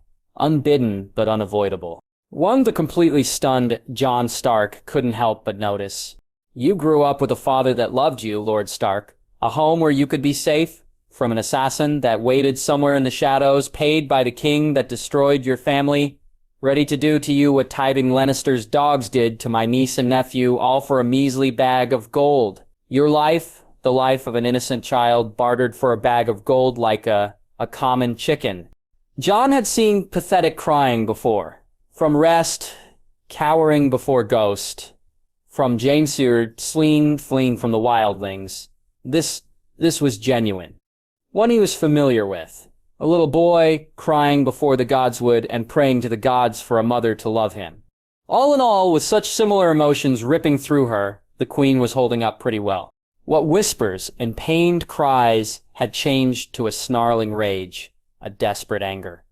Things long dormant inside her finally bubbling to the surface. Did you ever know hunger as a child? Daenerys screamed, hunger that shreds your insides. Thirst that feels like sheets of sand are scraping against your throat. Being beaten, demeaned, defiled by the only family you had left. Oh, true-born son of the Lord Paramount of the North, growing up in a great keep with warmth and food. She sneered at him. You never had to be sold as a broodmare. Watch the corpse of your newborn son carted off, parlayed off as chattel, as a means to gain an army. I would let his whole tribe fuck you, all 40,000 men and their horses too, if that's what it took. Dany remembered the words as they were etched into her mind. Ever since they left the lips of her brother, a man who was supposed to care for her, only for him to only treat her as less. From how Jon simply stared at her, confusion and shock evident even in those enigmatic gray eyes of his, she must have spoken out loud. Good. It all erupted. Violet eyes filled with hate, disgust, envy. You couldn't have ever endured what I did, Jon Stark. Never triumphed after what I've gone through.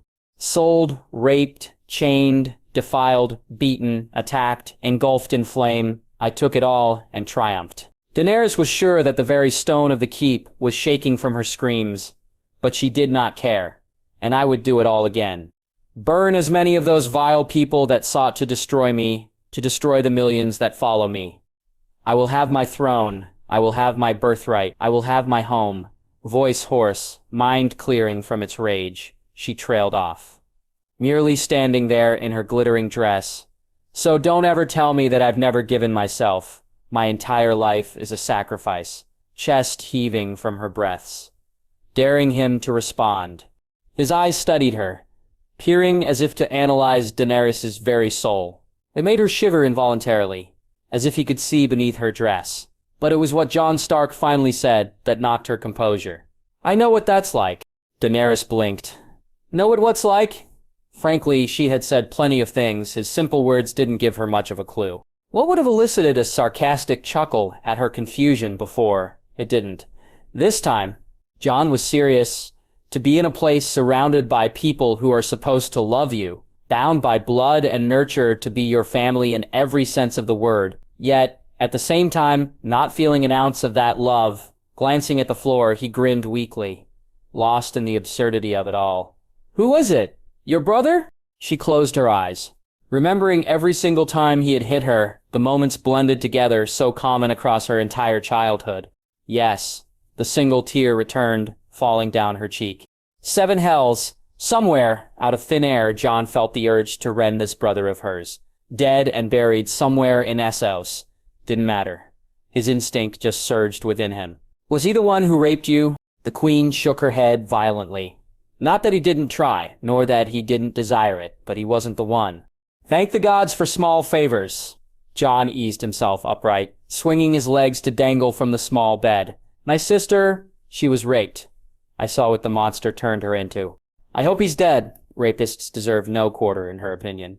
He is, Theon ripped his throat out. Good. Legs sore, wobbling. Daenerys took a chance and sat upon the bed. As far away from him as she could, hands in her lap. You love your sister, Sansa. He nodded. I do, even though she hated me most of her life. Jon didn't bother to wait for any response. Her mother, Lady Stark. She followed the faith of the 7 in regards to bastards. Greedy, covetous creatures to be seen in contempt. Much as I loved my sister, till we reunited, that's how she saw me. No one deserves treatment like that, not even bastards. Or slaves, I suppose. He was never bought or sold as a slave or Daenerys, by her brother apparently, but as a bastard Jon had never been free, not like Robb or Arya, only when his father was around. My father. I may not know how it is to be raped or to be sold or to be a child on the run, but there are things that I do know. It didn't take heightened senses to feel her eyes intense upon him. Imagine knowing that the only people that do love you were butchered thousands of miles away, or lost in the vastness of the continent. You speak of your father, and my brothers and sisters. House Stark is only half of what it was, and even the survivors' shells of what we were. As for myself, I was always a shell, half of a man. I often wonder what it would have been like if my father would have just stood up for me. Just told Catelyn Stark that I truly was his son, that no one should bother me anymore. Yet, he never did. He never had a mother, much like me. I never knew my father. All I know of him is how terrible he was. Yet, I wonder what he truly was like, perhaps before he lost his mind. Jon didn't know whether to sigh or to chuckle. For Sansa, he would have done the former coupled with a hug. For Sansa or Tormund, the latter with a gentle nudge on the shoulder. He decided to just continue the conversation. I should count myself lucky on that. My father was just and kind. He supported the usurper. It wasn't an accusation, merely a statement. But Robert Baratheon was a man that grinned gleefully at the sight of my murdered niece and nephew. What Daenerys knew, so did Jon. Stannis was never anything but honest about his brother. Any man can make a mistake. It is the ones that try to remedy them that truly care. Dainsing's eyes shut tightly at that, his statement bringing her back to what Samwell Tarly told her about Jera.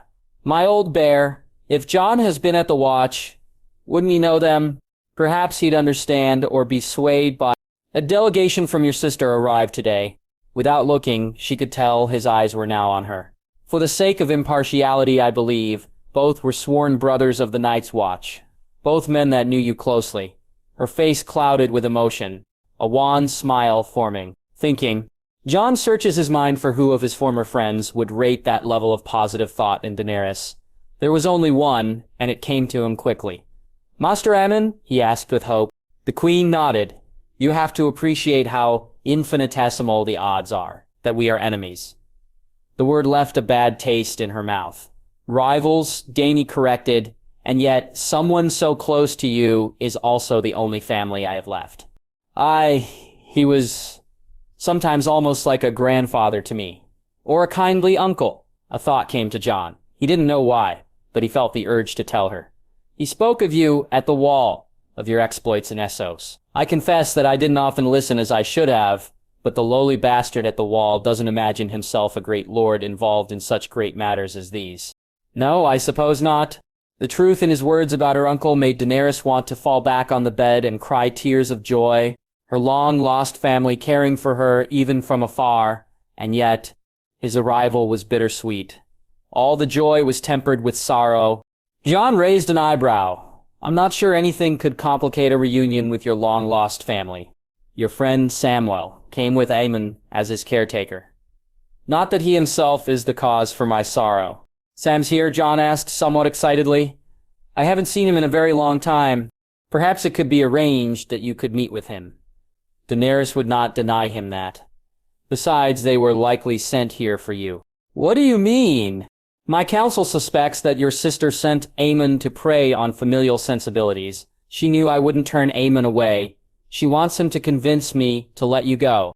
Well, Jon shrugged. I suppose that's possible. It was the smart thing to do. Dany didn't begrudge the Starks for it. Your friend Sam told me that a dear friend of mine had died. You're a Mormont? Mormont? Jon asks. I knew a Mormont once. I respected him greatly. Dany huffed quietly with a shadow of grin, thinking of the odds they both knew a Mormont. Finding it strange how similar some of their experiences were. Only reality set in again, her grin disappearing. Jara, he loved me, but I could never return his feelings. Now he's gone. He was with me from the beginning. I will miss him. I know what it's like to lose someone, Jon sighed. Remembering how he had killed Rosie Bolton, how he had butchered Walder Frey.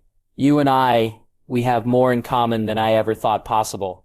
He focused on her words from earlier, and recognizing her loss, comparing it with his own, holding a person you love beyond possibility.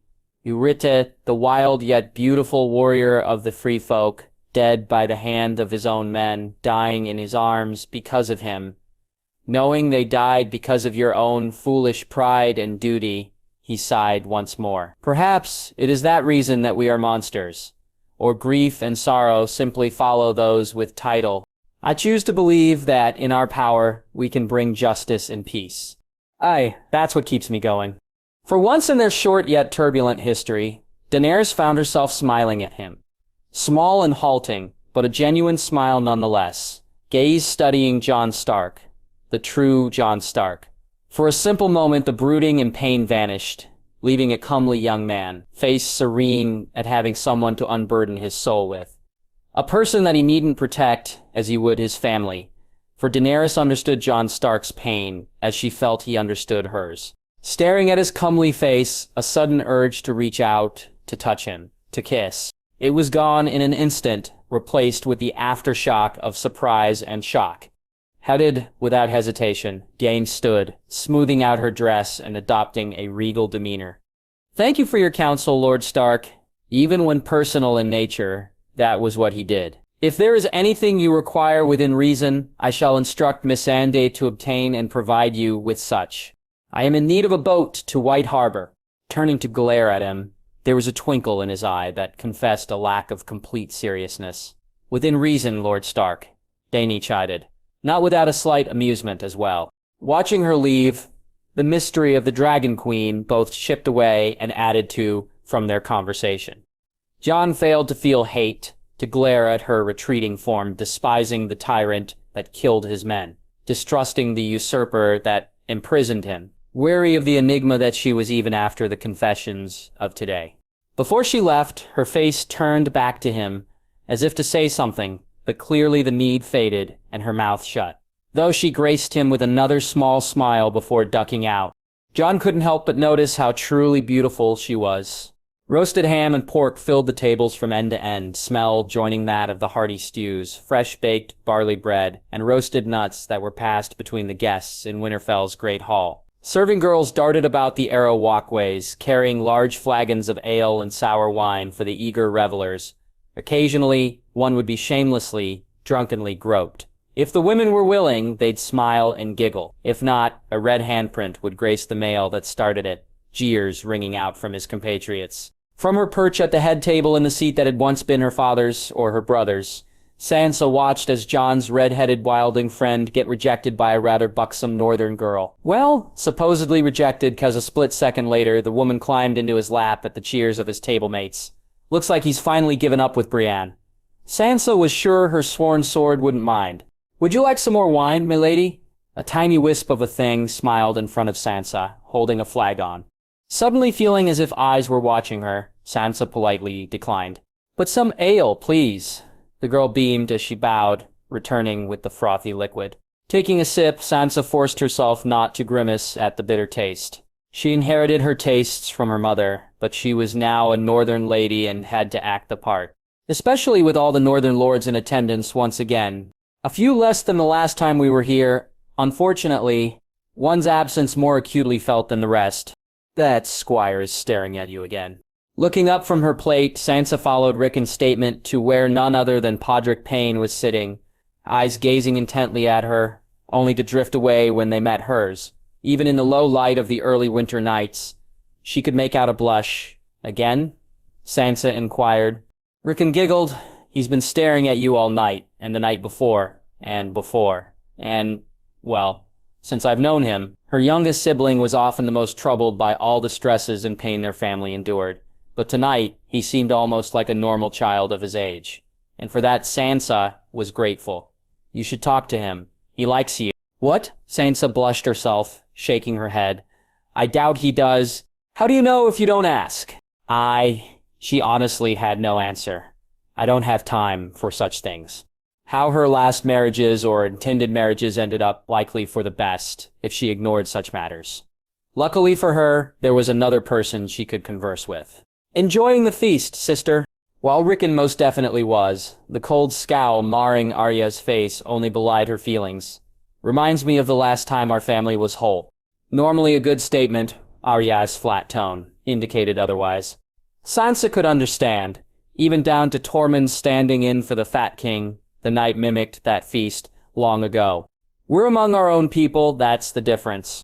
This is pointless, she muttered. Winter's here and we need to save the food. The whole of the army arriving in the north is something to celebrate, Arya. Beside her already rested Ghost, sullen at his separation with Jon, but having taken to the rest of the family well enough, never leaving Sansa's side for much time, as if their brother had commanded him to protect the family. We won't have many happy moments.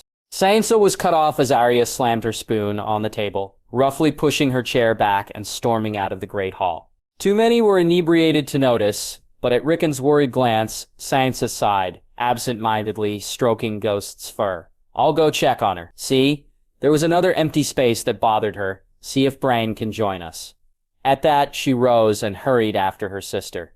Surprisingly, Sansa caught up with Arya in the halls. She called after her. Arya, please stop just for a moment. The two of them came to stand next to each other. Nearby, two guardsmen stood by a door. A quick glance and nod from Sansa sent them walking, leaving them alone for that time being. What's wrong with you? Sansa finally asked. I've got a lot on my mind. Such as? My list, how I'll complete it. Remember I told you I need to leave. I meant that. I need to go to King's Landing. I have to get to Cersei before Stannis. I can't believe you want to leave us. I'm not a fighter. What if something happens? Sansa, you are home. This is our home. We have hundreds of guards here to protect you. Aside from that, Brienne and Podrick are always nearby. Arya told her, there is nowhere else safer for you and Rickon. Not the safest place for you as well? It's not about safety. It's about something I have to do. You have to kill Cersei. Yes, I must. My life will mean nothing if she gets away with it. I'm the only one who can stop her. Let Stannis take care of her. He has an army. He'll beat her. Maybe, but I won't feel whole until she's gone by my own hands, Arya sighed. She was the first one, on my list. Well, her and Eileen Payne. You always talk about that damned list, Sansa huffed, crossing her arms. I can't believe you are so set on revenge. Do you really think your vengeance will bring you peace? Urodira opened her mouth to respond, but her intended retort didn't come out. Instead, she scowled and looked away. In truth, she had no idea if peace was even an option for her. All she's ever known is anger. Her entire purpose revolved around bringing justice to people that wronged her family. Anything past that, well, she hadn't got that far yet, but none of that mattered to her then. You can't stop me, Sansa. Do you understand that? I can try. Don't. If you try to stop me, it won't end the way you want. Yak clenched her jaw. You have to understand, this is something I have to do. Cersei Lannister, Eileen Payne, Beric Dondarrion, Thoros of Myr, Gregor Clegane, and Melisandre of Ashay. Arya recounted the names from her memory. Sansa was taken a bit off guard. There were more. Some died by my hand, others not. But that doesn't matter. All of them will die. By my hand or not, they will die before I can have peace. I cannot rest. Any day they still breathe is a day wasted. Even now, as I stand here, I waste time. Arya didn't leave any room for further discussion. She twirled away and strolled down the hall, though Sansa's voice called after her. Not the Dragon Queen. Daenerys Targaryen, the woman who stole our brother from us and slaughtered our army. She's solely responsible for all of our troubles now. She's why Jon isn't here with us. The older sister's words did halt Arya. She stopped dead. Her face turned halfway back to Sansa. She spoke in an even tone. Daenerys Targaryen, she's done nothing to me. So it's not about the enemies of our house. It's just about you. Before replying, Arya turned fully around to face Sansa. Yes, it is about me. It just so happens that some of the people I want to kill wronged our whole house. Others just did things that didn't sit right with me that had nothing to do with you or our house. I'm not angry with Daenerys. She took my favorite brother, sure. But she won't harm him. He'll return eventually, I know it. What if she has harmed him? We have no way of knowing. I hope she's smarter than that. Arya shook her head. She should know how valuable he is. If I felt Jon was in immediate danger, I'd already have cut Daenerys' throat. I'll be leaving on the morrow. Take care of Rickon, and keep your eyes on Bran. I'll be back before you know it. A deep sigh came out of Sansa, unable to hold it in. Just come back, please. I can't lose anyone else. I can't do this by myself. Arya lowered her gaze before she locked eyes with her sister. She walked back over to her. Don't worry about me. Fine. But we should go look for Bran and Rickon, Sansa pointed out. Bran is a whole other issue. Just come on. I think I know where they are. Come on! Barely audible over the screaming winds, blasting snow and ice over the landscape, the voice was salty. Reborn, a sailor grounded to the Yurdi, and permanently as he waved his bastard sword in the air, spurring his men on. Come on, you fucking cunts! Behind were a large cluster of men. Several score from the look of them, torches burning the bright, greasy flame of lit oil. Stay close to the fire. The darkness is his friend. Suddenly, a mass of black emerged from the blizzard, roaring as it came into view, something very familiar, power surging. Crows. Thousands of crows. The reaction from the men was chaos. We're all fucking dead. Retreat. Mama! Mama! Fuck you and keep fucking moving. The leader hurled his flame into the middle of the flock, a rock in a sea of death. Fuck you. The man was surrounded in a blur of black wings. The wind deafened the sound of the screams. The crows picked and ripped out the eyes and hair until nothing remained of his men behind him. All others left met the same fate. Bran? The being that was once Bran Stark found the white film of his eyes pulling back, revealing the dead gray, still confessing life. Right in front of him was the little one, Rickon Stark, staring at him. Yes, he asked. Bran's brother, we need to keep up appearances, the tiniest of smiles forming as a means to disarm. Is there something you wish from us? Far from comforting the lad, Bran's smile only added to Rickon's pensive worry. This was nothing like his adventurous brother, or even the quiet, contemplative cripple that emerged from after his fall. Dinner is being served in the Great Hall. Please join us. We're fine, Rickon. Just deliver some bread and porridge to my chambers. You haven't eaten with me or our sisters in a week. We're worried. Yeah, the bond of the pack. How quaint. Do not worry about us, Rickon. The smile was supposedly sweet, but the voice held no warmth. We feel best by the heart tree. Rickon shrugged, having no idea what his brother was talking about. He became curious in the chair Bran was in. He noticed the wheels. What are you sitting in? We asked Maester Walken to fashion it for us. It makes it easier to move around with the wheels. Rickon, where are you? Stepping amongst the trees and snowdrifts were the bundled-up forms of Sansa and Arya. Their little brother ran off at some point during their argument. It took longer than they wanted to admit for them to notice. The two sisters found their young brother clutched closer to long-lost Bran. For a moment, they looked like they did before. Yet, the expression on Bran's face sullied any happy thought. Rickon climbed off of Bran as the sisters approached. Snow crunching underfoot became the only noise around. Fresh flakes hung from the branches of the heart tree. Some fluttered down before their eyes. Bran's dead eyes scanned over to coldly regard them. His empty expression took them off guard a bit. Arya even felt strange just looking at him. Oh, hello, Bran said. What are you doing out here by yourself? Aren't you cold? Sansa asked him curiously, yet also hesitant. Bran's arrival loomed heavy over the castle. No one really knew what to think. Even some of the peasants and such had heard Lord Brandon Stark had returned completely changed. Still a cripple, of course, but of a different mind than before.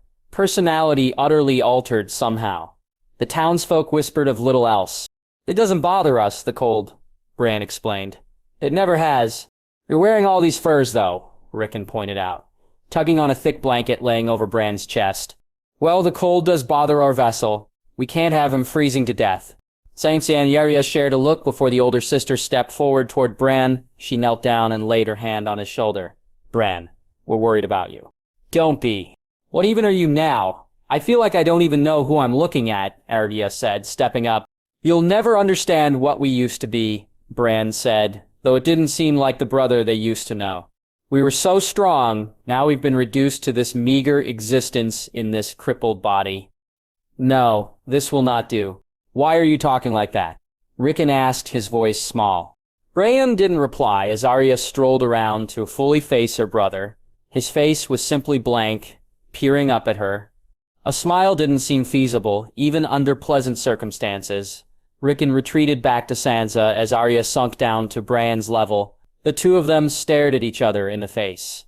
No one dared break the silence. Until Arya scowled as she may pull out needle and attack. I see my brother as I remember him, physically. If you didn't, you'd already be dead. Knowing what I know, you could be someone parading around in my brother's skin. But that's just impossible given where you came from. So I'd like you to explain to me what happened to you. Because you are not who I remember. Seems we've changed. We've all changed, Bran, Sansa said. But not totally. We are the same people, yet you are not. You can tell us what's happened to you. You can tell us anything. The full breadth of it wouldn't matter to you. The reality of it wouldn't make sense, Bran told them. We are a collection of minds much greater than you. We who is we? Arya asked. You keep calling us Bran, yet that name is lost to us. Brandon Stark has died. Who you see before you is the three-eyed raven, Bran plainly stated, his face barely moving except for his mouth. This isn't funny, Sansa said. You're scaring Rickon. Bran finally did crane his neck over to regard Sansa. Understand that we care little for your feelings. Yet, we also comprehend that our presence must be somewhat startling, given what this body previously represented. But we are here for a purpose and do not intend to misrepresent our intentions. What exactly are your intentions? The weirwood. It calls to us. We simply want to interact with it. Why? It enhances our abilities. Abilities? We see everything. Everything happening now. Everything in the past. We see quite a lot now, Bran said, in an even tone, like always. The tree will extend our reach. Something is coming. We wish to know when. What's coming? Jon went on long about it. The Night King... The what? Arya nearly laughed. The Night King? The icy monster from Old Nan's stories? That's the one. How do you know what Jon talked about? Sansa frowned. We told you. We see everything. No one had a response to that. Though Rickon went over to Sansa with an expression on his face that said plenty. All right, everyone, come on. We need to go inside. I'm freezing, Sansa sighed. We told you, we're not cold. We'd like to stay. Not having the strength to argue, Arya went over to Bran, behind the chair. She figured out quickly that she could simply push the chair and there wasn't anything Bran could do about it. Well, we're all going inside, regardless. Sometime later, Bran had been put in bed, though his mind stayed awake. Sleep wasn't an often possible activity. There was just so much to see. They could see some from anywhere, but so much more from the Heart Tree. They wished to go back. Sansa had told them that a guard would be outside their door at all times in case they needed something. All they need to do was call for them. Guard, come in here, Bran said, as loud as he could. The guard came in with a puzzled look about his face. Me lord, take us to the weirwood. Pardon me, lord. We want to go to the Godswood. Take us now. Bran tried to emphasize his words as hard as he could. He hadn't tried to warg a person since Hodor, but it's essential now. So he must. Slithering inside someone's mind is easy. It's the controlling factor that's difficult. Also, the stronger the will, the harder it is. A guardsman such as this, that only thinks to swing his cock, will do just fine. The man probably can't even read. Me, Lord. Now, Bran repeated himself, using all of his energy to warg inside the man. His own eyes rolled back. The poor man, just seconds later, all went quiet, as the guardsman helped Bran to his chair. The three-eyed raven inhabited the man, existing inside him and puppeting his every move. Everything this man ever thought or considered became known to them. All the knowledge transferred. What little there was, the man did as they commanded. Still, it filled them entirely. It felt great to walk again. Yet the process was tiring and strenuous. Hopefully that part would get easier with practice. Or so they hoped. No raven had ever attempted something like this, at least not on the grandest scale they currently wanted to. Their creation was on the way. They must be ready. Well, Lord Davos. While he shaved his beard and wore a doublet rather than the traditional Brabasi robes, Tycho Nestoris didn't change a bit. The consummate bureaucrat and penny pincher through and through. I have to admit that I never expected you to return, especially with the actual payment of your loan plus interest. They walked along the marble halls of the Iron Bank, ceiling high and imposing in the simplest of styles. From what Davos had read about the place in preparation for his first arrival, it was the traditional style of Anvelos, adopted by the runaway Valyrian slaves that fled from the encroaching freehold. One doesn't loan their hard-earned coin to those they feel are likely to die in the frozen wastes of the true north. The banker raised an eyebrow. True north? Adopting Wilden customs for the place? His perpetually tight face stretched into a smile. Skin almost threatening to split apart like clothes, 3 sizes too small. Besides, I thought you'd die at the hands of the Boltons. But high risks are the highest rewards, and you've definitely rewarded my investment. Only an hour before, both men supervised the vast chests of gold dragons, silver stags, and bullion being loaded into the massive vaults guarded by sellswords in the Bravasi Guards Corps. Certainly says who's the true power between Nestoris and the First Sea Lord. I can't take the credit, he shrugged, chuckling. That belongs to King Stannis and Lord Stark. I've never yet met a lord or politician that was genuinely modest or free of ambition. Then again, you are not a true lord. With Stannis' rise, the lowly origins of his main commanders were widely known. But Lord Stark is no longer with his grace, is he? It took only a slight hesitation from Davos to tell Nestoris everything he needed to know. So my sources speak true. Davos sighed. He was captured by Daenerys Targaryen. Yes. Nestoris pursed his lips. This does factor into your new loan application. It matters not. We've paid you back your initial loan, plus interest. We have significant amounts of hard currency that may be used as collateral along with lands confiscated from treasonous lords. We are a bank, Lord Davos. What do we know about managing land? I'm sure we could hire someone that did, but that would require expenditures that I'd rather not make. Risks I'd rather not gamble on. Behind them, a third voice spoke up. The will of the one true lord can never be a risk, Tycho Nestoris. Somehow, Melisandre looked to be more at home in Braavos than she did in Westeros. Without the massive slave populations that the other free cities held, the vast underpinning of Usse culture in the great port city gave the faith of R'hllor better standing than where the faith of the Seven held sway. Lord Stannis will claim the Iron Throne. It is preordained in the fire. Eyebrow rising, Davos had been around this woman, being thrown into the Dragonstone dungeon by her, and witnessing a shadow demon emerge from her womb was more of shared intimacy than most lovers. For years, and could tell when she was being deceptive. She didn't mention the battle in the snow, born amid salt and smoke. The matter at hand forced him to ask about it later, however. Nestoris, on the other hand, never missed a beat. Strange smile of a constipated man, never falling. I do not seek to challenge your religious faith, Lady Melisandre. If I was a septon, or priest, or shaman, I would gladly provide my wealth to your cause. He shrugged apologetically. But alas, I am only a banker. I can only assess the probabilities. Matters of theology are too complex for my simple brain. Any more slippery and he'd slide all the way to the harbor. Faith governs all. Melisandre wormed her way beside Davos, glancing around him at the banker. We all have our part to play in the plans of the Lord of Light. Oh, sounds like a divine game of Cyvismly with us, as the pieces. He chuckled at his own jape, though both representatives of the Stag King felt that Nestoris hadn't had a genuine laugh since his childhood. Yet, Cybus and dice are no longer enjoyable when the amounts at stake rack up to the millions of gold dragon, wouldn't you say? I've seen men be killed over a silver stag. I believe it's just something about coin that causes men to go mad. Only the more reason for us to be cautious in our loans. Davos furrowed his brows, stroking his beard as he thought. Cersei has absolutely no chance at winning this. No matter whether Stannis or Daenerys win this, she's surrounded on all sides and will either be starved out or burned out. Beady eyes regarded him. We aren't planning on providing a loan to her, if that is what you're asking. You'd be fools to do so. They reached a small conference room, guards parting to let them through. The chairs were plush and comfortable, fitting for official dignitaries of any royal. Now, I believe you have a personal interest in seeing Daenerys lose. Nestoris leaned forward, hands clasped together, inviting Davos to continue. I presume that you lost much investment in the slavers' base slave markets. Nestoris said nothing. The Onion Knight knew he hit home. We can neither confirm nor deny the status of our outstanding investments. Much as Davos deplored slavery and knew Melisandre abhorred it, their duty here came first. Removing her from power would reopen such investments, if you were to have them. A nod. You serve your king well, Sir Davos. He clapped his hands. Frankly, I'd already approved your loan the day before. I simply wanted to see your justification. You sneaky bastard.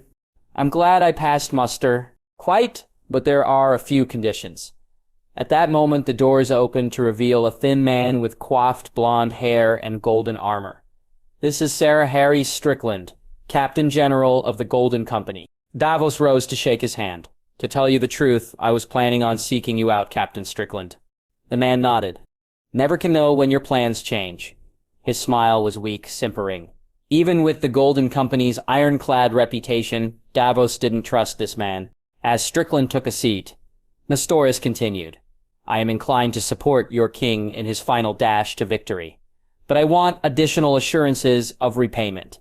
Therefore, instead of giving you your entire loan amount in coin, I have personally seen to hire the Golden Company in King Stannis' stead. His tight smile widened. Naturally, they would follow his orders, but ultimately report to myself and the rest of the Iron Bank's board. That's blackmail, Davos warned. That is our only offer, Lord Davos.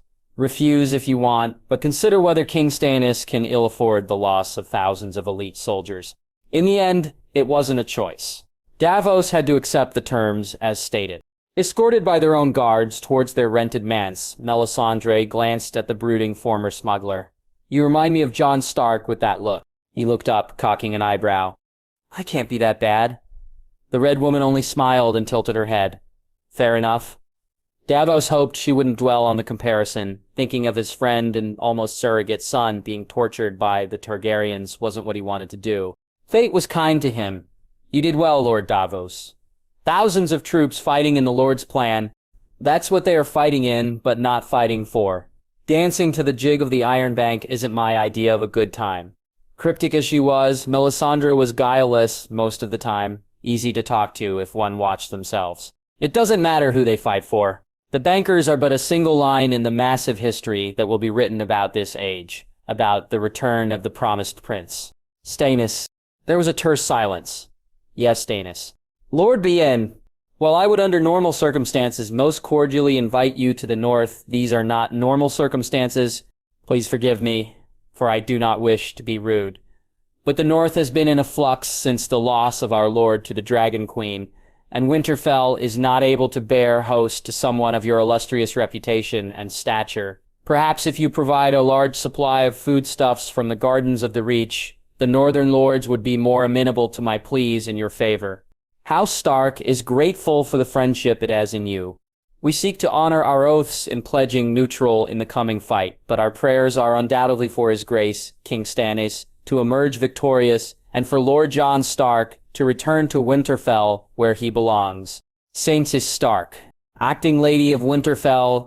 Idly, Petyr Baelish's hand drifted back to the inner breast pocket of his cloak, hidden against the fine silk of his doublet. It smelled of her, of his cat. Sansa had her mother's scent, a wonderful piney fragrance with just a hint of flowers and cinnamon, exotic and noble, just like her. Soon, my darling, soon it shall be only us. But if chaos was the ladder for him to climb up, then the ladder was sorely lacking in rungs to make it to the highest peak. Such is why he was here, in the drafty tunnels underneath Aegon's high hill, performing the most intricate of his mummery yet. May the gods grant me strength. All for you, cat. All so that your dream comes true. Lord B.A., is it? Looking up from his contemplation, twin guards of the Vale loyalty unquestioned, finding their hands drifting to their swords, a lone figure emerged in Littlefinger's sight, slender and gaunt, but donning a loose maester's robe. Not a maester, I believe. Lord Han Qyburn, it is an honor to be in your presence. Much I have heard of you. Qyburn gave little away, and for this Littlefinger, respected him. He wasn't terribly skilled, though. Inventive and curious mind good for innovation, but not for the complexities of scheming. Varys would eat him alive, as would I. By reputation, no doubt, he finally said. I don't believe we ever met. Yes, you hadn't risen to become Master of Whisperers till Lord Varys' defection to Daenerys Targaryen. Quite fascinating, isn't it? The two men stood 10 feet apart, watching each other. All three of us finding our uses. That is fascinating, Lord Bax. Not as good a small talker as Varys. I do miss my verbal sparring matches with him, but Baxley would take what he could get. Do forgive me for the setting of our parley. It is a bit dank in here. Aggravates the bones. It was said only Maegor the Cruel knew every twist and turn in the tunnels under the Red Keep, slaughtering all the builders so that he would take its secrets to the grave. Like all Westerosi history, morbid to the extreme. Daslish found it perfectly apt. Not at all. I prefer it. Best I stay unseen. He already planned on killing both of his guards before he journeyed back to Storm's End. Where is the Queen? A sickly smile formed on the hand's face. She'll be here shortly. Shortly turned out to be half an hour, though Littlefinger couldn't ever be sure. The passage of time could always be a mystery without seeing the sun. In any case, the black-plated Queen's guards appeared, 2 at a time until the monstrous hulk of whatever Secretary turned into leaned down to step inside the cavernous tunnel. That only meant, Lord Baelish, we meet again. Cersei Lannister on the outside hadn't changed much. Aside from the close-cropped hair that gave her a more menacing aura, she still remained the same beauty that had been once known as the Light of the West. She approached him, Littlefinger bowing slightly. Forgive me, but I believe that I put a bounty on your head for assisting Lady Sansa in escaping justice for murdering my son. Smile not quite reaching his eyes, Littlefinger noticed the scowling Sarai May watching him from just behind the Queen. Ah yes, that unpleasantness. Turns out we've discovered some information that I wish to share with you. A token of good faith between myself and the Crown. A raised eyebrow from Cersei. Go on. Lady Olenna Tyrell confessed to Stannis prior to her death. It was she that joined with Tyrion to poison his grace. Seems that Sansa was merely an unwitting participant in the whole perfidy. Best tell them only half the truth. They need not know all of it. Something flashed in the Queen's eyes, Cersei remaining silent. It was Jaime who spoke next. And you're spiriting away of Sansa Stark? Not evidence of a guilty conscience. His smile returned. Now why would I be guilty, Sir Jaime? I was leaving the capital to marry my late wife. Sheltering Sansa was a favor to her aunt. My dear Lysa, may the Seven rest her soul, dropping to a look of sympathy. Littlefinger found Cersei's eyes. I am sorry about the loss of your son, Your Grace. My hope is that you have found a new sense of closure, knowing that the mastermind has been delivered proper justice. Everyone knew how Lady Tyrell burned alive at Stannis' orders. Pursing her lips, the Queen opened her eyes. Instead of grief, Littlefinger found the biggest difference between the Cersei Lannister he remembered and the one in front of him. Instead of the bitter, lost set of emeralds stared a sparkling madness, a dangerous glint of a woman broken and reforged into an instrument of vengeance. The latter just added another rung. It was surprisingly easy to hide his contentment. The past is the past, Lord be it. Now, I was surprised when Colburn told me of your request. It must have been difficult for you to journey here under my dear good brother's nose. It was surprisingly easy, Your Grace. Most of our patrols are trying to stop some raiders of yours from plundering the Reach in Stormlands. Baelish noticed Cersei's lips curving slightly upward. Her plans at work, he supposed. It was but a small hassle.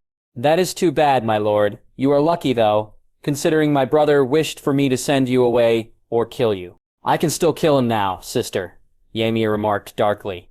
Baelish held up his hands, remembering the moment years before when Cersei had her guards hold blades to his throat.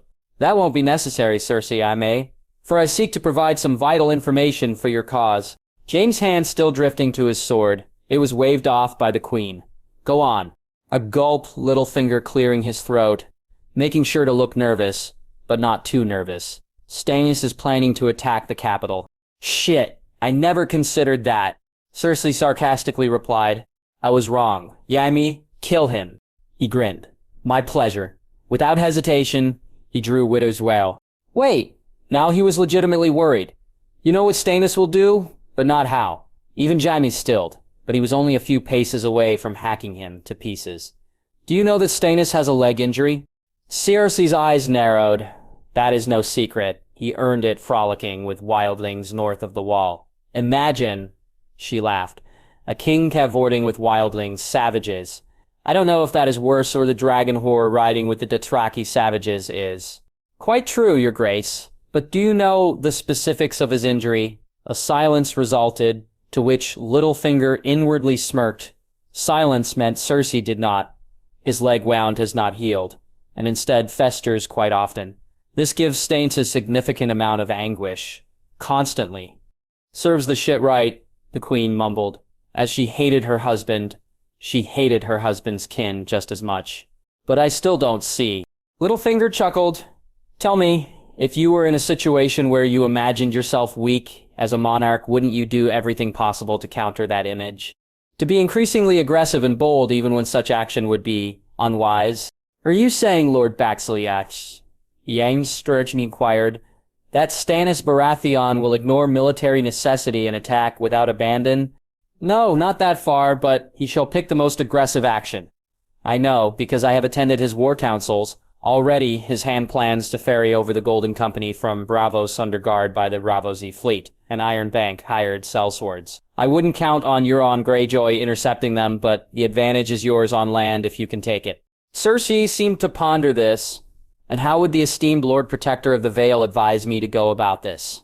The smirk managed to find itself expressed. I'm sure the Sept of Baelor isn't the only structure that could suffer in the near future from the Mad King's legacy. I worry the accidental explosion won't be the last.